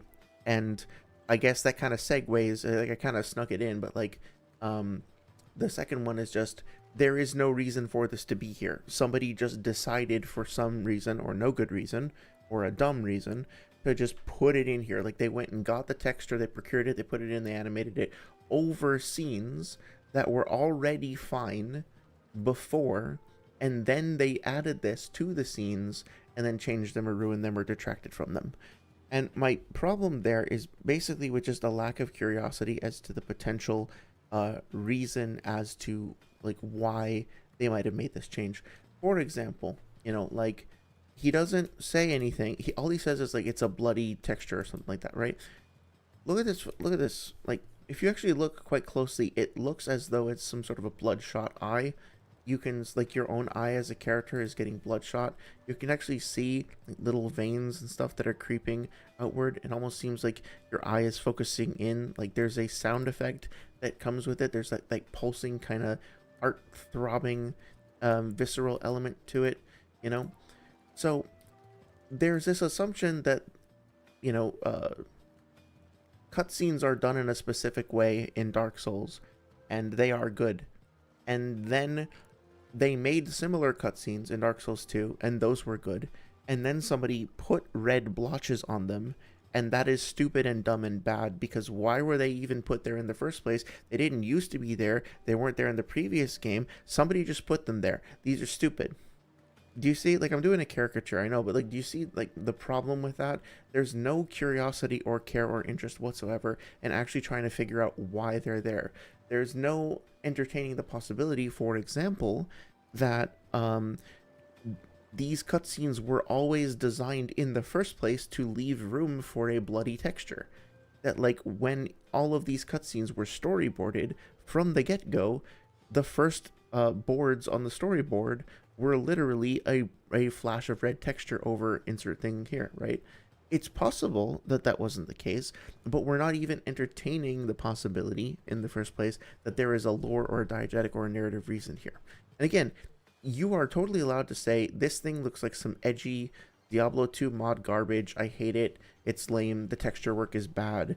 It's ugly. It clashes with the color schemes. I find it to be superfluous and not contributing to the narrative. That's all fine. Because that to me is like, cool. You're actually analyzing what's happening and you're providing some real commentary on your own feelings and direct reaction to it, instead of trying to say like, there is no reason for this and therefore it's dumb. At least be a little bit curious as to why it looks like an eye. At least be a little bit curious as to which boss cutscenes actually have this particular effect. Is there any relationship between those bosses? Relationship between the boss and the character?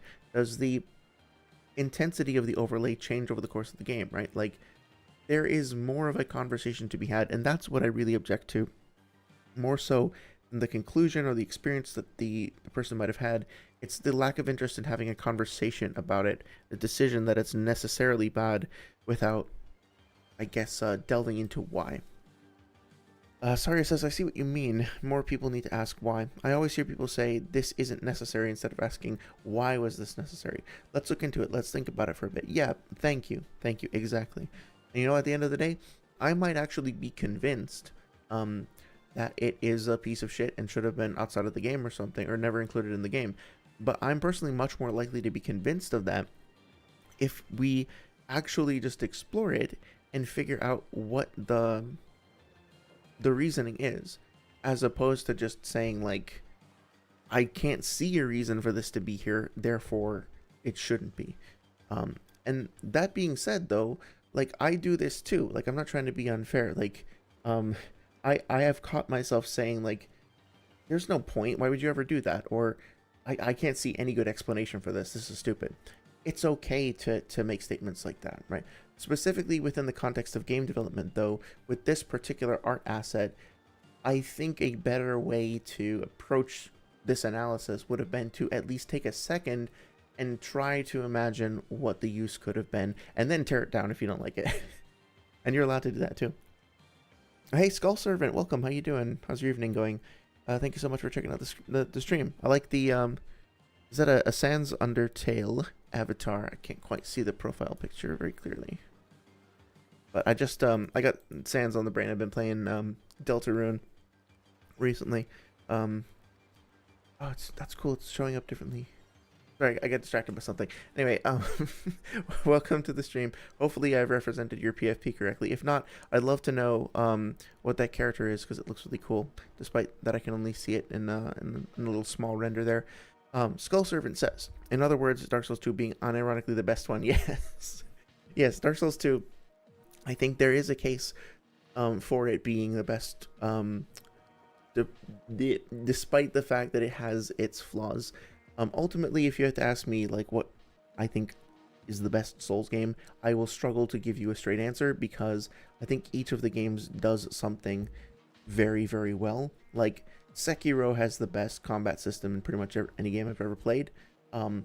Is it the better than Dark Souls 1 though? Well, I don't know. Dark Souls 1 has a better gives you this experience of, you know, wandering through an expansive and desolate world, and like running that marathon, so to speak, and surviving from checkpoint to checkpoint and whatnot.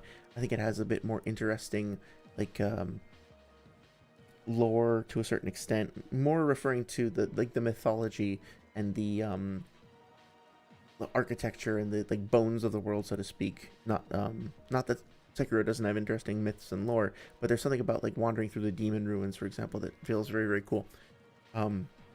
So I don't know if I'd ever say that Sekiro is better than Dark Souls, because that feels like it's a bit disrespectful to what Dark Souls 1 does, and vice versa. But Dark Souls 2 is special. It's a phenomenal game, and if anybody sees it as their favorite Souls game, I would not say that they're stupid or wrong.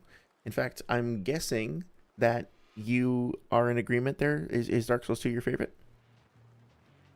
And if so, I'd be curious to hear why. Like, why do you think it stands above the other ones? It is Skull Servant from the hit game Yu-Gi-Oh! Oh, I haven't played Yu-Gi-Oh! I heard about a Yu-Gi-Oh! Speedrun that apparently is like 90 hours long or something, which is it's crazy. But yeah, that's really cool. I I really love it when people stop by and kind of inform me of those different like expose me to new art and new games and stuff, because there's a bunch of stuff that I've learned about that I wouldn't have discovered otherwise. So appreciate you you sharing that. Skull Servant says, I don't know, I think Sekiro might be the best one because Wolf can swim, therefore he's the strongest. Yes, he's the one character in all of the From Software games who figured out how to interact with water without it just ruining his entire fucking life. That is, it's a very good point. Honestly, I really liked that. I think Sekiro feels a bit more like a Metroidvania than some of the other games. Which some people might like, some people might dislike. I really liked it. I liked the fact that this very simple addition of the, you know, swimming mechanic, kind of, it led to this aha moment where I was like, oh, okay, now I know what to do in all these areas. Now I know where to go back and explore. And there were some really interesting kind of surprises and reveals going back through previous levels and using the swimming mechanics. I think it was a nice way of kind of encouraging people to go back and do a final check in areas that they might not have experienced, in areas that they might not have been to for a while and might not have found everything in. And that's something that the Metroid games do very well, right? They'll give you a new jump ability or new armor ability or something like that, and now all of a sudden, not only do you have access to the next area in the sequence of like the main games like sequence, but you'll have an incentive to go back and explore, and you'll probably find and notice things that you didn't previously as you're going to look for those like newly unlocked places. It's a good thing. Hello Skull, what's good, Saria? Skull Servant says, firstly, you're really kind-hearted. Oh, thank you. That's it's very kind of you to say. I really appreciate that. I'll definitely drop by to... Oh, take care out there. I'll definitely drop by to see more streams in the future. Thank you very much. I really appreciate you taking the time to check the stream out. Let me know if you have any questions or concerns, or... not concerns, but like anything you'd like me to cover or to delve into in greater detail in the future. I really appreciate the nice comment. It really does make my day to know that, that things are coming across well. So thank you. Skull Servant says, secondly, I don't know. It's hard to say.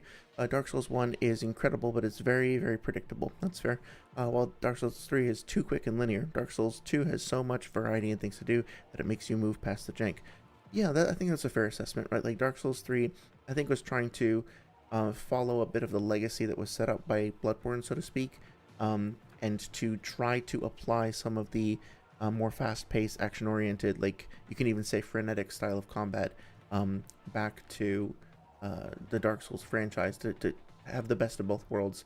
But I understand that like the mechanical level of challenge and just the intensity of the game kind of skyrockets compared to Dark Souls 1, whereas the environmental challenge in many areas is reduced. You know, it's kind of hard to find an analog for Blighttown in Dark Souls 3. Yes, the swamp is really dangerous. I forget what it's called, but when you go down from the Crucifixion Woods, is it just like the swamp of Farron, Farron's Lost Woods, something like that? That whole area is definitely challenging, and I think like vaguely analogous. Also, like a weird kind of circular oblong labyrinth, which I always get lost in, despite playing the game like a dozen times. But yeah, it's kind of hard for it to recapture that Dark Souls 1 feeling. And Dark Souls 2 does do a really good job overall of providing a lot of variety, especially in the biomes, the aesthetics, the tools that you have available to you. So I think it's a very fair assessment that you've done. Skull Servant also says that, and the lore and the way it was handled, especially everything involving the Ivory King, is transparent to the player and gives enough breadcrumbs to want to sink in. Yeah, you know, the first YouTube video that I ever made a long time ago was a Dark Souls 2 lore video, and there was just something about the story and the atmosphere of the characters that I still find incredibly captivating. So I'm glad that you were vibing with that as well. Ivory King is one I actually don't know that much about by comparison, but yeah, I've been talking about going back into the DLCs at some point, so that might be might be an incentive to go back and spend more time in Eliam Lois. Sorry says, I just realized I have 200 XP. I feel inclined to congratulate you. I also don't know what the fuck the XP thing is. So, Congratulations, I think. I'll figure out what it is by next time. Is it just giving you more XP every single time you write a message in chat or something like that? Skull Servant says, also I was lurking earlier and not gonna lie, you raised very, very good points. Oh, thank you. That made me think more about certain aspects of Dark Souls. Very good opinions, my friend. You articulate very well. Again, thank you. That's so kind of you to say. I really appreciate it. And yeah, I am like slightly hesitant sometimes to voice some of the stuff that I'm saying because I'm like nitpicking something that somebody made like 11 years ago, right?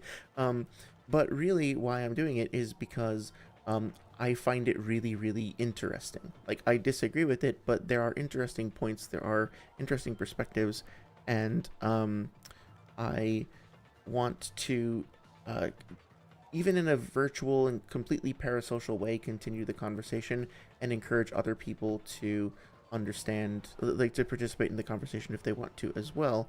And also, it's just an excuse to talk about a game that I love. I feel like when I listened to this review, I disagree with a lot of things, but then I wanted to be sure that my disagreements were like based in fairness, and so then I wanted to go back and play the game, and then I actually found that like I agreed with some of the things, but I also found new things that I loved about it. So it's just kind of like this positive feedback loop that I am having fun continuing to participate in. So I'm glad that you guys are enjoying it too. It really does mean a lot. Thank you. And yeah, I'd be curious to hear more about what things resonated with you, or what points about Dark Souls you might now be seeing in a different light. Skull Servant says, wait a minute, you're the same fellow that did Misunderstanding Naruto? Oh yeah, I did. I have two. Let's see. I've been doing like some stuff on my live regarding like Misunderstanding Multiversal Naruto and stuff like that, and then I had the Misunderstanding Pain versus Itachi stuff. Is that what you're talking about? No wonder I've heard that voice before. That's awesome. Oh, cool. I'm really glad that that our streams connected again. Like our paths rather. Yeah. I've been doing the Naruto streams every Sunday at usually 6 p.m. It was 2 p.m. but then I switched. And then on Thursdays I do these like gaming streams where the first thing I did was play through a little bit of Elden Ring, and then we played through Dark Souls 2, and then Night Rain and Helldivers, in comparison of those two games. I'm getting through this critique, and then I think the next one is going to be Clair Obscur. Saria has mentioned Clair Obscur in a very like positive light, and I keep hearing that it's a masterpiece, and I'd really like to share it with you guys live on stream. I also have plans to do some other stuff, like do a stream where I analyze the music of Bloodborne and of Dark Souls 2. And so I'm looking forward to sharing that with you guys. As for the Naruto stuff, yeah, I originally started streaming that stuff for two reasons. One, I just wanted to go over, like, I was thinking about what to do for our next video, and I kept pulling up the Kakuzu versus Team Kakashi fight, or Kakuzu and Hidan versus Team Kakashi fight, and I just wanted to, like, I tried a bunch of times to record myself narrating the fight and just what I was learning from it, little things I noticed, like, oh hey, check it out, I never noticed Shikamaru does this particular move over here, and then Hidan does this, that's pretty cool. But then I realized, like, why am I just recording this and then uploading it? Why don't I like try to have it be part of a conversation? That'd be more fun. And then also, you know, I disagree. I don't know if you're familiar with Noodles, but a lot of my videos have been responding to his takes on things, another Naruto YouTuber, and so for similar reasons to this critique over here, just interesting points, but I disagree with them a lot. And so that's what the Sunday streams have been. They've been just kind of like, hey, this is cool, I have opinions about this, maybe other people will too. Let's talk about it. But yeah, thank you so much for checking out both of the streams. I'm glad that you're finding something positive out of both of those realms, so to speak. Saria says, I love getting to hear your thoughts, so thank you. I always enjoy getting your perspective, especially here on game design, because like I said, people like myself aren't in the know, and it gives new insight on stuff. Yeah, I'm really glad I can share that with you. Let me know if you ever have any questions about specific things. That's the thing, Skull Servant, just as a little bit of a background, I've been working in the video games industry for a while, and part of why I wanted to do like gameplay is not just to play games for fun, although it is fun, but also to be like Matthew makes a lot of points in this video about like there's no good reason for a developer to do this. What were they thinking? You know, like these developers were lazy, or they just didn't care, or they enjoyed punishing the player, stuff like that. And as a game developer myself, it kind of stings because we do work really hard to try to have our players have fun. Sometimes we fail, but I think that maybe people don't fully always understand why we fail and what kind of goes into it, and they assume intention, and that can lead to a bit of a warped view. So I just wanted to kind of share my thoughts about that, but also happy to answer any questions about what working in the games industry is like in general. Not going to speak for other people, and I can't talk about specific projects due to like NDAs and stuff like that, but I can at least share like general thoughts and anecdotes and stuff like that. When you stop and think about it, it says a lot about the way this game was designed. Nobody was looking for this kind of effect to be added to the cutscenes, but some people like myself would surely dislike it. They only stood to lose out by adding it, and yet they added it anyway, because they just weren't thinking. Yeah, that's see, I find that kind of offensive, like, or at the very least insensitive, right? It's like kind of arrogant, honestly. Like, not to be rude or anything, but I mean, he's saying folks like me just won't like it, so because of that you can only lose, and there is no reason for it. Like, you guys weren't thinking about it, there was no purpose in doing this. But I mean, that doesn't seem fair. It doesn't seem to be leaving a lot of room for other people who might like it for whatever reason, and it doesn't really provide any fair criticism or commentary as to why the overlay, like, he didn't even say anything like that. He didn't say the overlay is bad or it's tonally clashing or anything. He's just like, it wasn't there before and it's unnecessary. But what if it is? What if the people on the development team actually, you know, did think about it? Or rather, just to like turn it into a rhetorical question or into a hypothetical question, if somebody asked you why did the developers put that in there, can you think of an answer? Can you think of a reasonable answer instead of just dismissing it? I find this kind of thing very irritating, to be honest. He just put it together and it made it into the final game without anyone examining what the game actually gains by having it there. I think it's also kind of hypocritical because he's not trying to examine what the game gains by having it there, right? Like, he's not providing any real thoughtful commentary on what is added or removed by this thing.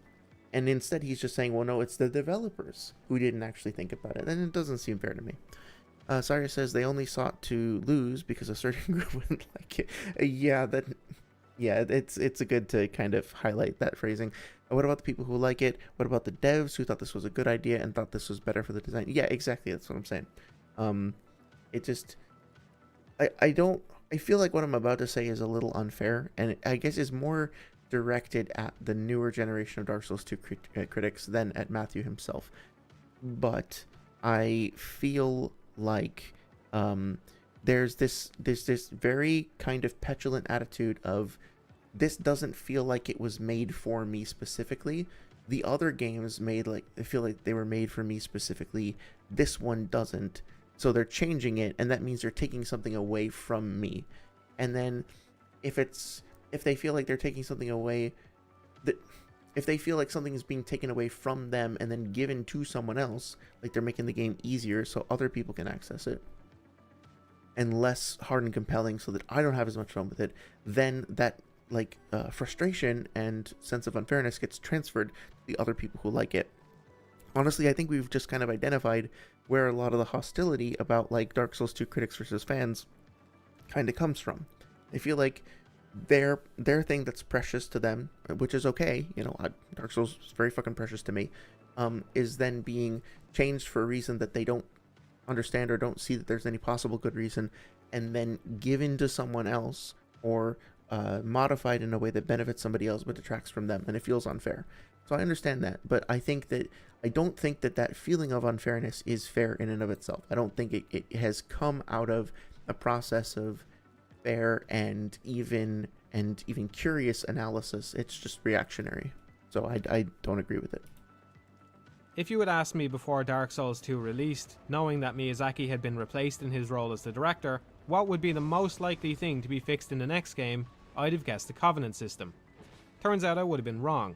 The most obviously half-finished area of Dark Souls 1 remains half-finished in Dark Souls 2, despite there being clear avenues for improvement. Yeah, I will say that Dark Souls 1 had a decent Covenant system, but had some things that felt incomplete or just like didn't work. Like, as far as I remember, the Gravelord Covenant was by far the most interesting to me, and I never got it to work like ever in Dark Souls 1. And a friend of mine was trying to explain this to me. I apologize if you're listening. I can't recall what the issue was with it. He's kind of explaining that it was intended to only really work when you get to New Game Plus, but by the time you do, you're like outside of the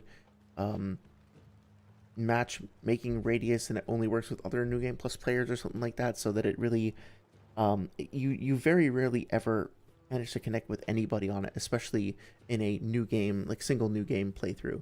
And I think they tried to fix that for the remaster. But yeah, the original version of the game, like the coolest Covenant, was just something that never showed up in my experience. But just for a quick reference here, let's see. Okay, so I don't like the Extra Life one as much. Do they not have the Wikidot? Is that it? Okay, so just for context here, let's take a minute and just refresh our memory on the different types of covenants that there are in Dark Souls 2. So, Bellkeeper's PvP covenant is an invasion covenant with a distinct reward. Blue Sentinels, you can assist other players who are currently in danger and being invaded. So this, I don't think this was done in Dark Souls 1. I don't remember. Let me check. Dark Souls 1 covenants. Don't want to do Extra Life. Fandom. Dark Souls 2. Whatever. Just do Fandom for now. Oh, wow, this is beautiful. I love the formatting here. Well, this is Dark Souls 2. What the okay, here we go. Okay. So, Way of White, Princess's Guard. So, we had, let's just see. Chaos Servant, I don't remember if this had any particular benefits besides just like giving besides like the pyromancy and interacting with the Fair Lady. Path of Dragon was a like summoning PvP. Forest Hunter was an area invasion. Way of White and this is like Retribution Covenant. So I was just looking to see if there was a player out there is in need of help and we are responding to them. I don't think so. These. Right.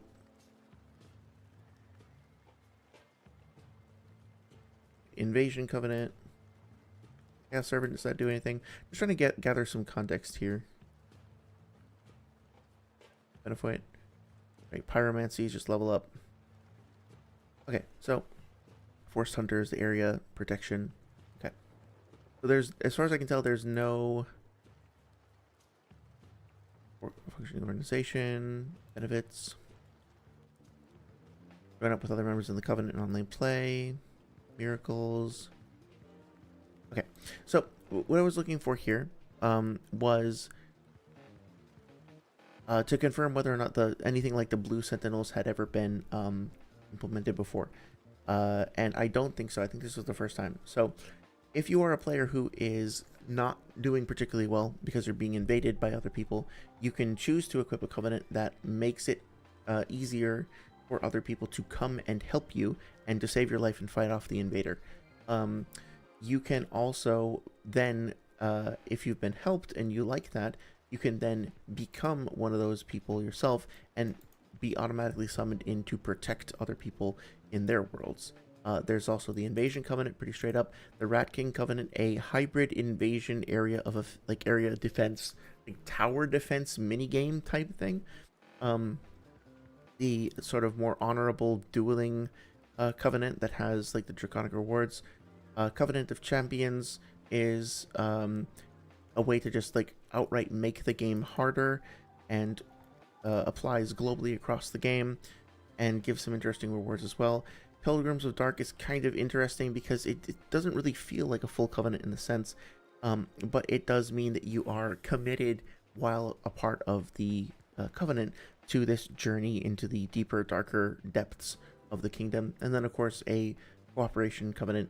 So it feels like when you compare this to Dark Souls 1, that not only has there been an expansion, but there has been a refinement of some of the previous covenants. They've managed to retain the most important things like a invasion covenant, an area invasion covenant, and a support covenant. They've also added a hard mode directly into the game. They added a new form of invasion, like a reactive defend a player in distress covenant, and some other cool things here too, including like the fucking tower defense covenant. So I think this is a pretty robust roster of different covenants to engage with. There are some quirky ones, maybe some are more or less well implemented.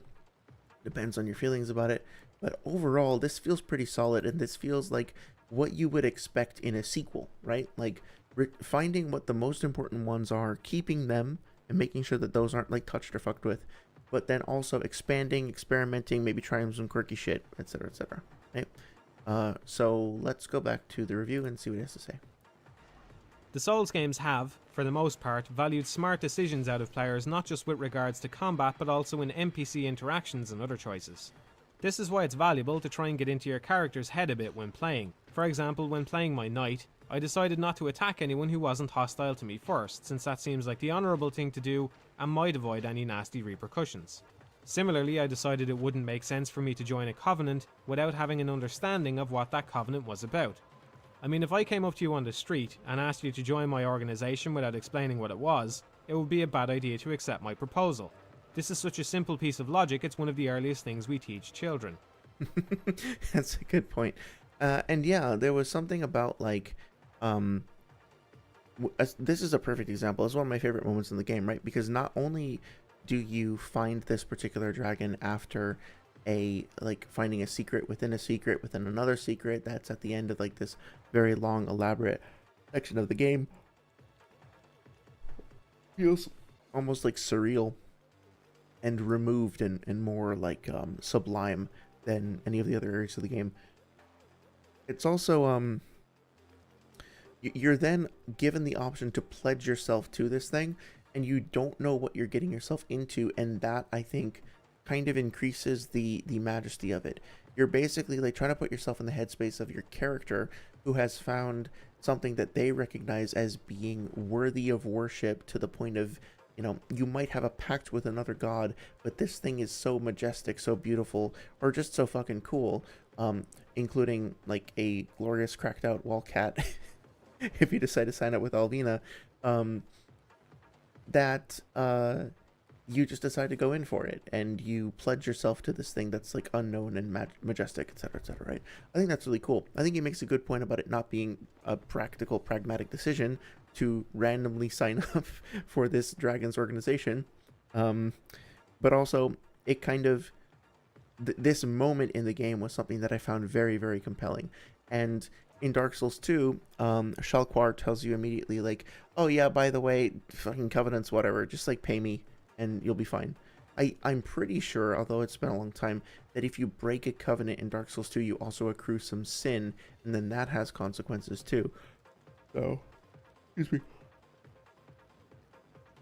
And that was a really cool thing too, like the idea of sin, of like, you could be hunted if you did bad things, and that you could make yourself out to be a hunter, right, invading other people's worlds if they were sinners. Like, that's such a cool idea. I wish they had expanded on that. I wish there was shit like that in Elden Ring, although, I don't know, I honestly, I never engaged with the PvP in Elden Ring, so I don't really know. But I don't think there's any like sin and retribution mechanic like that I can recall. So I do think that fucking Shalquar kind of trivializes things in Dark Souls 2. This was my chief problem with the Covenants in Dark Souls 1, and nothing has been done to correct it in Dark Souls 2. Take the Company of Champions, for example. The player walks up to a big stone tablet, and is immediately prompted to join the Covenant without... It might have been. Are you familiar? Sorry, it says a hunter, Bloodborne. Are you familiar with? She said a hunter, Bloodborne. But yes, are you familiar with Marvelous Chester from Dark Souls 1? Take a second, since we already have this up here.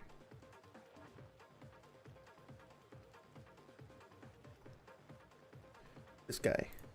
So in Ulasil, which is in the DLC, you get pulled back in time through basically a Yomotsu Hirosaka portal by this giant hand, like Kaguya yoinks you back in time.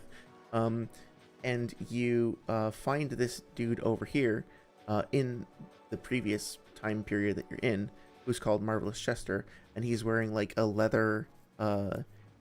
he basically looks like a fucking Bloodborne character, right? And I think he has a crossbow that shoots like darts with hearts on them or something like that. Like he has some more modernized apparel and weaponry and stuff like that. He feels like he's from the future. And I think his dialogue kind of says something along those lines as well, right? Like here's the it's a very tiny picture where you can kind of see his coat kind of looks like the hunter garb. So there's some people that were speculating yeah, the description here says this exquisitely sewn aristocratic suit allows its wearer to move in silence, lending well to stealth. That doesn't really sound like Bloodborne, but the idea is that this character might have been one who was pulled in from even further in the future, and could have been somebody from the Bloodborne timeline. I think was the original thinking. Somebody here is also saying it could be more of a reference to the fat officials from Demon Souls. I'm not sure. But anyway, it's a possibility. So here we have our first little Bloodborne preview in the form of Chester. Any explanation. This could have easily... and One sec. take the Company of Champions, for example. The player walks up to a big stone tablet and is immediately prompted to join the Covenant without any explanation. This could have easily had some text on the tablet explaining what the Covenant was about. Instead, you only get a vague description after you accept the first prompt. I go into the Souls games knowing as little about them as after text on the tablet explaining what the Covenant was about. Okay, so this one is just kind of like a head scratcher.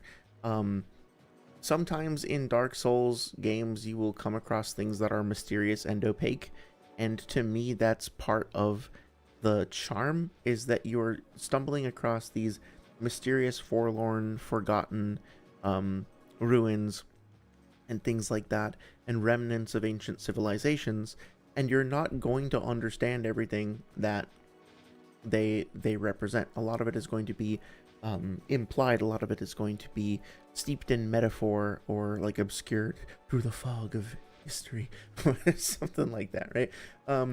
And so I don't think you're supposed to literally have in-game text that explains everything to you.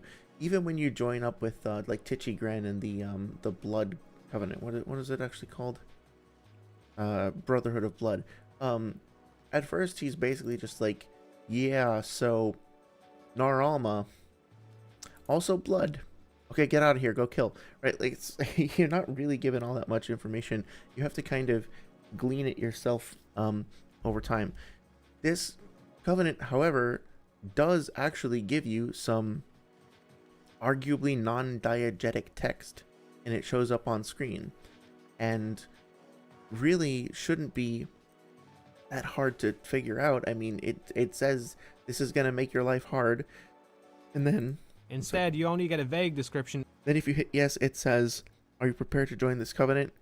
Do it again. After you accept the first prompt. Do it again. I go into the Soul. Yeah, you have to go through 3 fucking prompts, and then you're not yet sure what just happened. And I guess if you're a player and you want more information, then that's okay, it's your prerogative. But I think, for me anyway, not really knowing what you've signed up for yet and waiting to discover it and see what happens, what changes, can also be compelling. It can be frustrating if you feel like the game just dicked you over and didn't give you enough information to kind of go off of.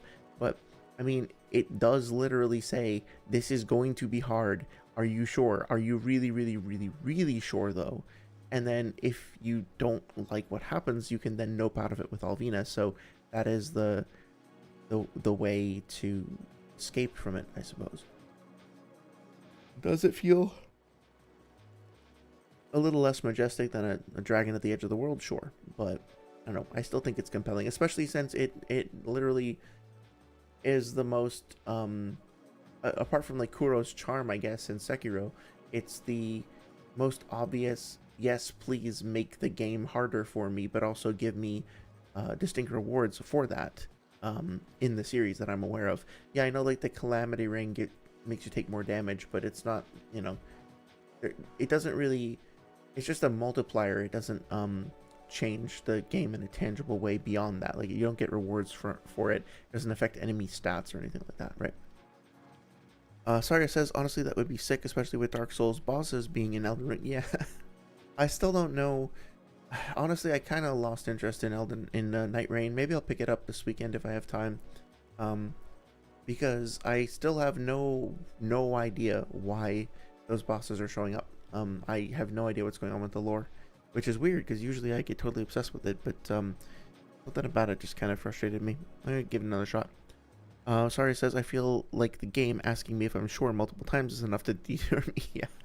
Yeah, I don't blame you. It does make the game a lot harder. I've never actually beaten the game on this difficulty because it becomes not fun for me. It's a little excessive, honestly. But it is there. Getting a little tired. Let's go a little bit more, but I'm going to wrap it up soon. Souls games knowing as little about them as possible, which I definitely feel is the way they should be played. So for all I knew, I might suffer some harsh penalty for abandoning this covenant, which meant it would be foolish for me to join it without having more information. The same applies to half the other covenants in the game.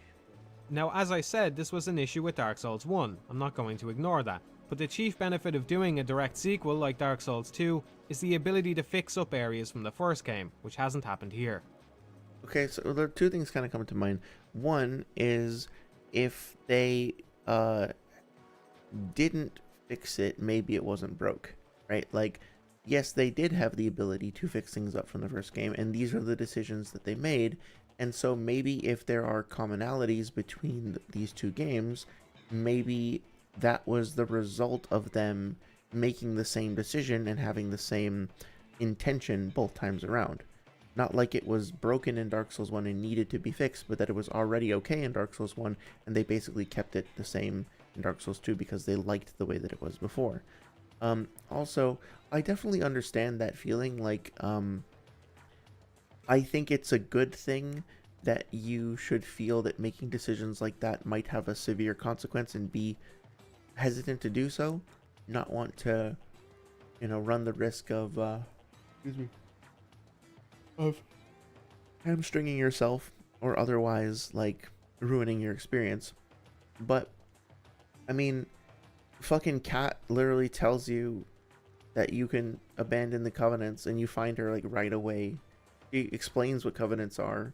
So does Salden, and like the crestfallen knight guy. And here's the thing: the first covenant that you're probably going to find, and pretty much everyone is going to equip, you know, maybe not pretty much everyone, but I'm guessing that a lot of new players will, is the Way of Blue, because like that knight right near the monument is going to tell you about it and offer it to you, to help with invaders. And then like, so you're going to, just like in Dark Souls 1, there's a good chance if you pick a knight that, there's a good chance, especially if you pick a knight, that you will start already part of the Way of White Covenant. So a lot of new players will have at least one covenant that they're attached to. And then I guess just like experiment and see what happens. Like, it feels weird to me to just be like, imagine going up to Salden and him saying like, oh, here, this covenant will help you protect against invaders. You should specifically try it out, especially if you're having a hard time. And then you feeling like, well, no, I can't imagine that this game would have given me any way out of this without there being a harsh, awful penalty.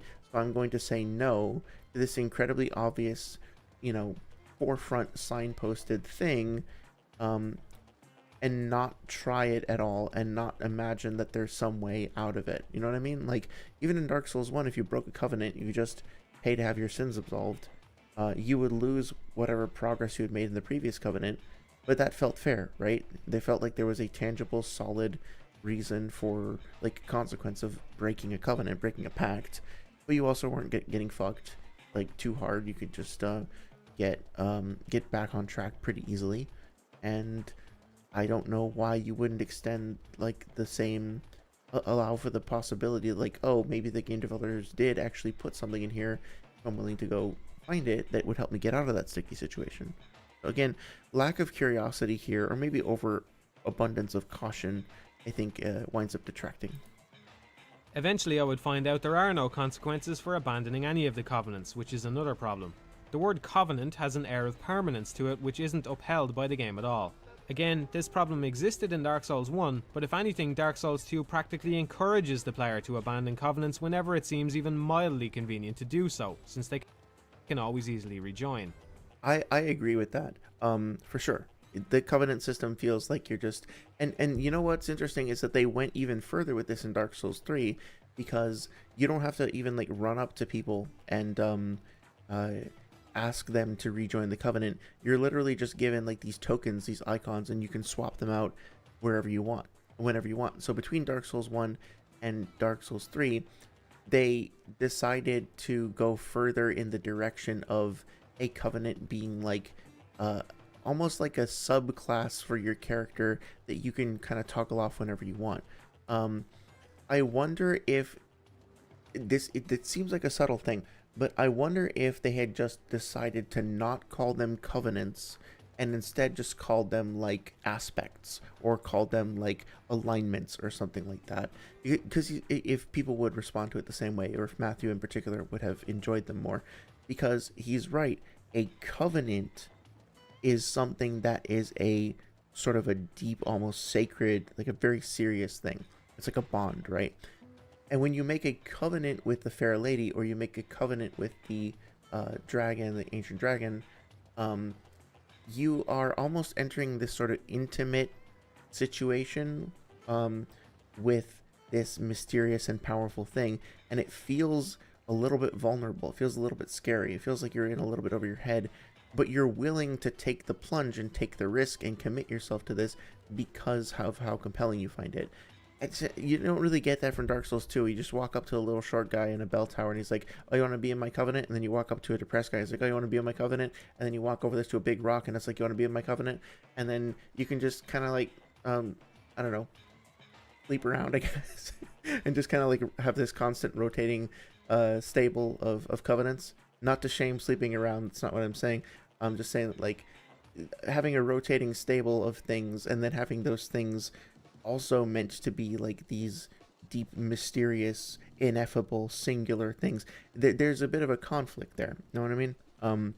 So I get it. I sympathize with that. I think it's worth appreciating the desire for the developers, and like the trying to appreciate what reasons the developers might have had for moving in the direction of and ending up with the final design of the covenants being completely interchangeable in Dark Souls 3. And it's worth thinking about like whether something was lost. The thing is, I think that we should have both ideally. Like, I think you should, just like you can join the Thieves Guild and the Mage Guild and you know, the companions or whatever in Skyrim. I think it would be cool if you could have certain deities in Dark Souls, certain agents that you, if you really do make a pact with them, other people get pissed, right? And I'm trying to think of an example. Like in Morrowind, wasn't it Morrowind that if you like allied with a certain faction, other factions would just hate you for it, stuff like that. I think that there should be role-playing things like that, where you can choose to align yourself with, like, almost brand yourself, right, with this particular covenant or whatnot. And once you do, you are aligned with that faction. And if you try to, you know, I guess because I'm watching Boardwalk Empire, like, imagine you go to work for Al Capone, right? And you take an oath and you decide to work for him, and then you're like, no, I want to go work for Nucky Thompson now. Like, okay, you can't just do that. You can't just walk over there and be a part of a thing. Oh, now I want to go work for Torio. Well, Oh, no, you can't. Or what's his name? Rothstein. Oh, we can't just like keep doing that. I want to go back to Capone. I like him more now. Like, hey, no, stop. You can't do that, right? But at the same time, maybe things like co-oping with somebody else and invading, like those basic primary things, or even like the difficulty covenant, maybe those could just be like activities, right? Those could just be aspects of your character that are a mechanic that anybody can swap in and enjoy whenever they want. But then there are these deeper, darker things that have more significance, like a hybrid system. I don't know. Oh, I don't know if I'm explaining my desire well. Saria says the barrier of the curse isn't finicky. They sleep with. I mean, they cooperate with everyone. Yes, exactly. Just trying to find a way to linguistically come up with a term that combines polyamory with pantheism or something like that. But polytheism is its own, or like something like that, like Dark Souls. We put the poly in polytheism or something like that. I don't know.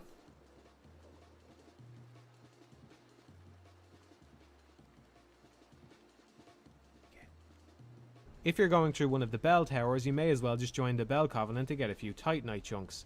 If you want to go through the doors of Pharos without any hassle, just go back and join the Rat Covenant. I feel like the Covenants needed permanency. Well, the thing about that is you have to go through the doors of Pharos before you join the Rat Covenant, I think. You have to survive. Yeah, you have to survive the gauntlet and you have to defeat the boss.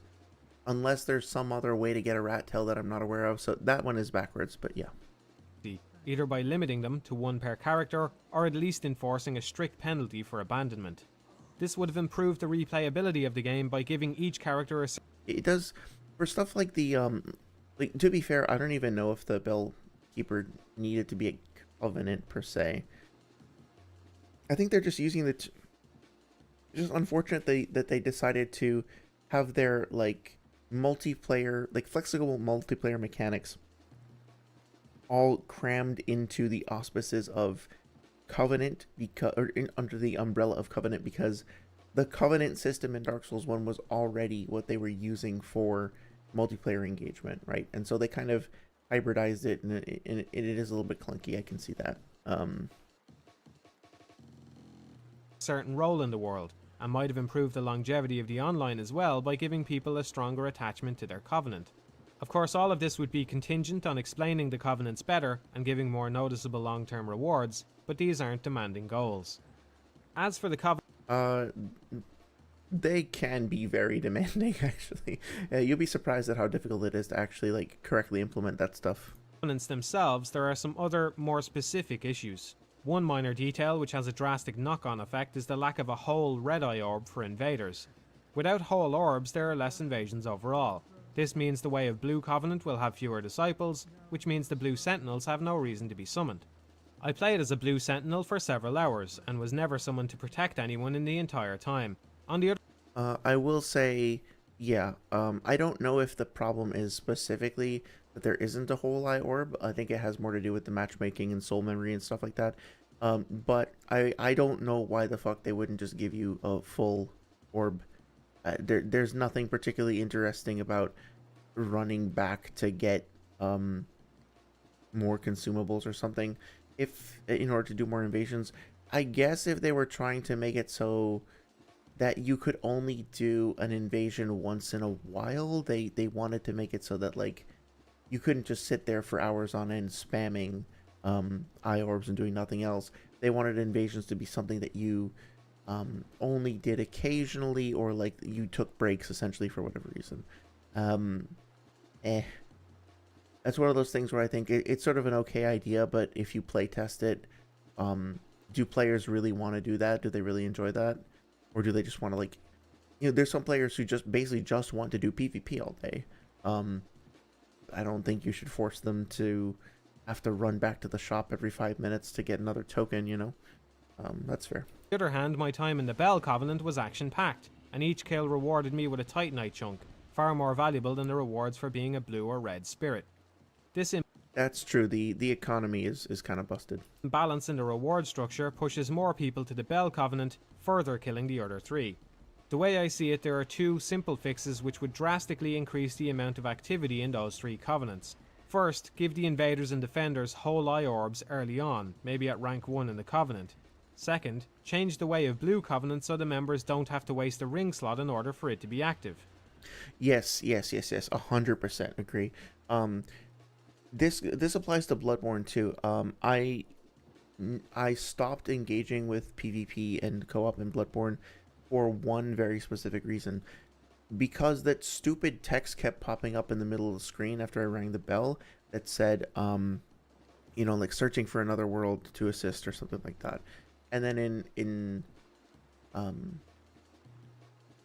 this is a separate issue actually. But in Dark Souls 2, I also felt like unincentivized from it because I had to take. Fuck. No, I'm gonna change my mind. So thinking. Okay, so let's consider this for a second. In Dark Souls 2, you have 4 ring slots. You have to take up 1 ring slot in order to be part of either the invading or the hey, please come help me covenants that are blue. As a result, you are no longer able to use one of your ring slots, which you could have been using for something else that has a higher value, like a defensive or a stat-based ring or something like that. It would be totally reasonable, I think, to say let's make this an activatable item like we have in Bloodborne, like the bell. Because then you turn it on, and then you can use that ring slot for whatever you want. I think there could also be an argument that, like, if you're engaging in an invasion of somebody else's world, that maybe that should be balanced. You should be at a slight disadvantage to make that more compelling. And for that advantage, and the form that advantage takes is in using that ring.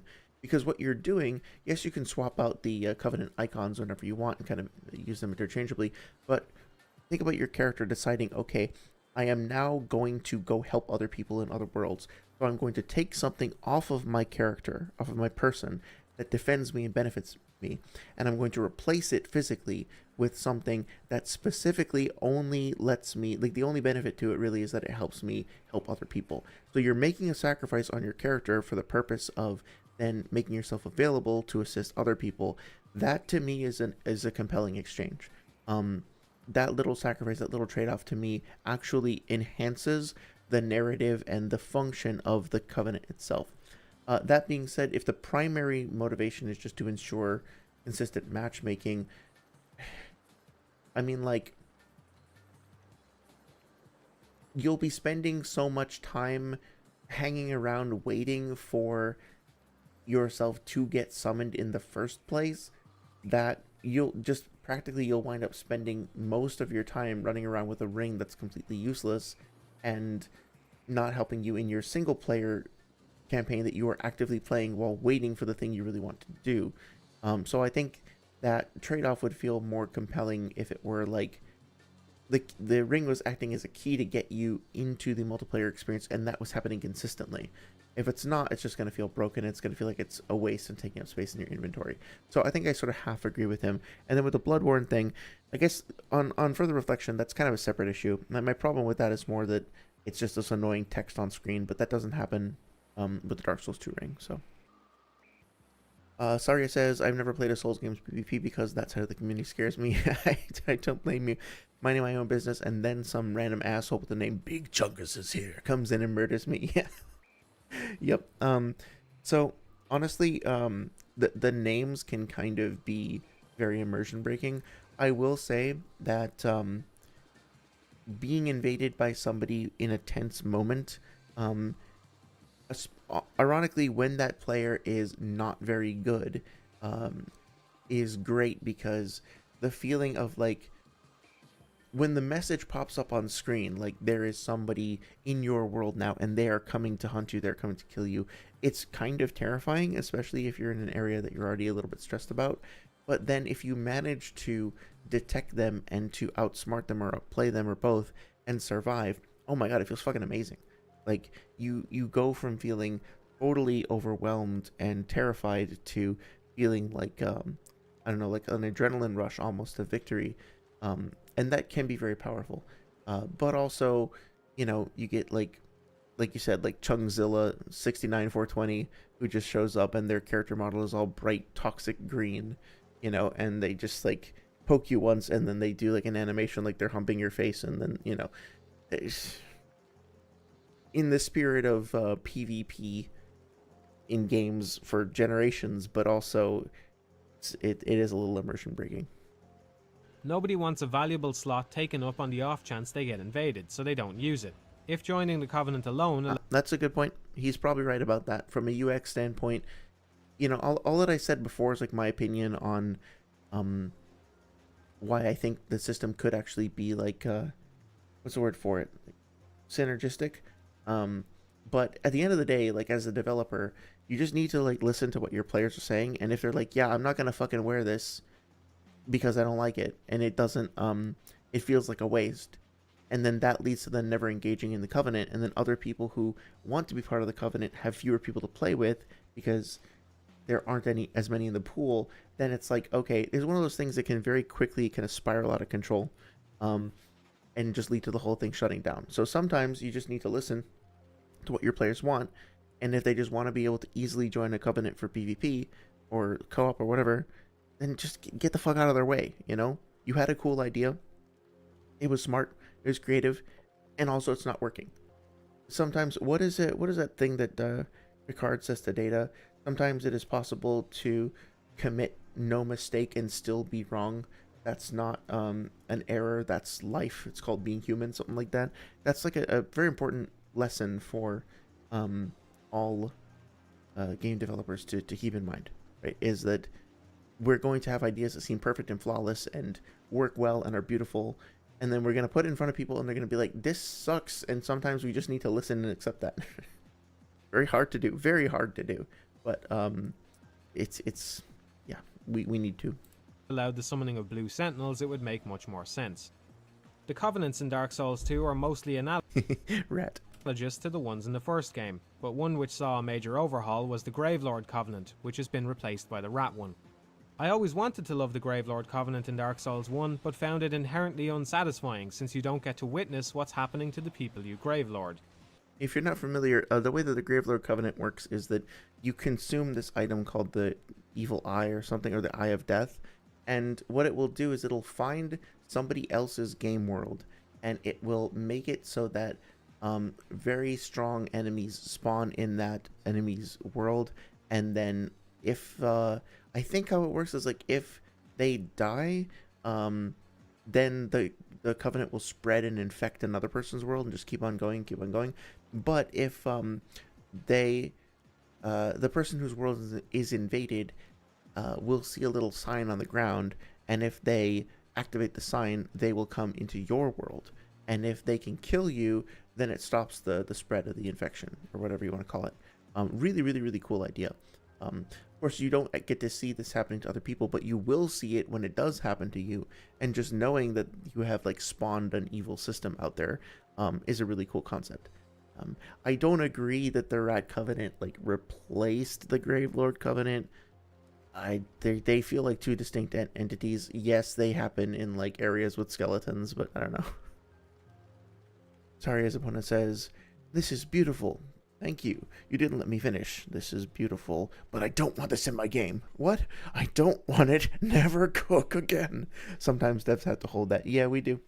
It kind of sucks, but you know, ultimately, what is that phrase? Like, no plan survives first contact with the enemy.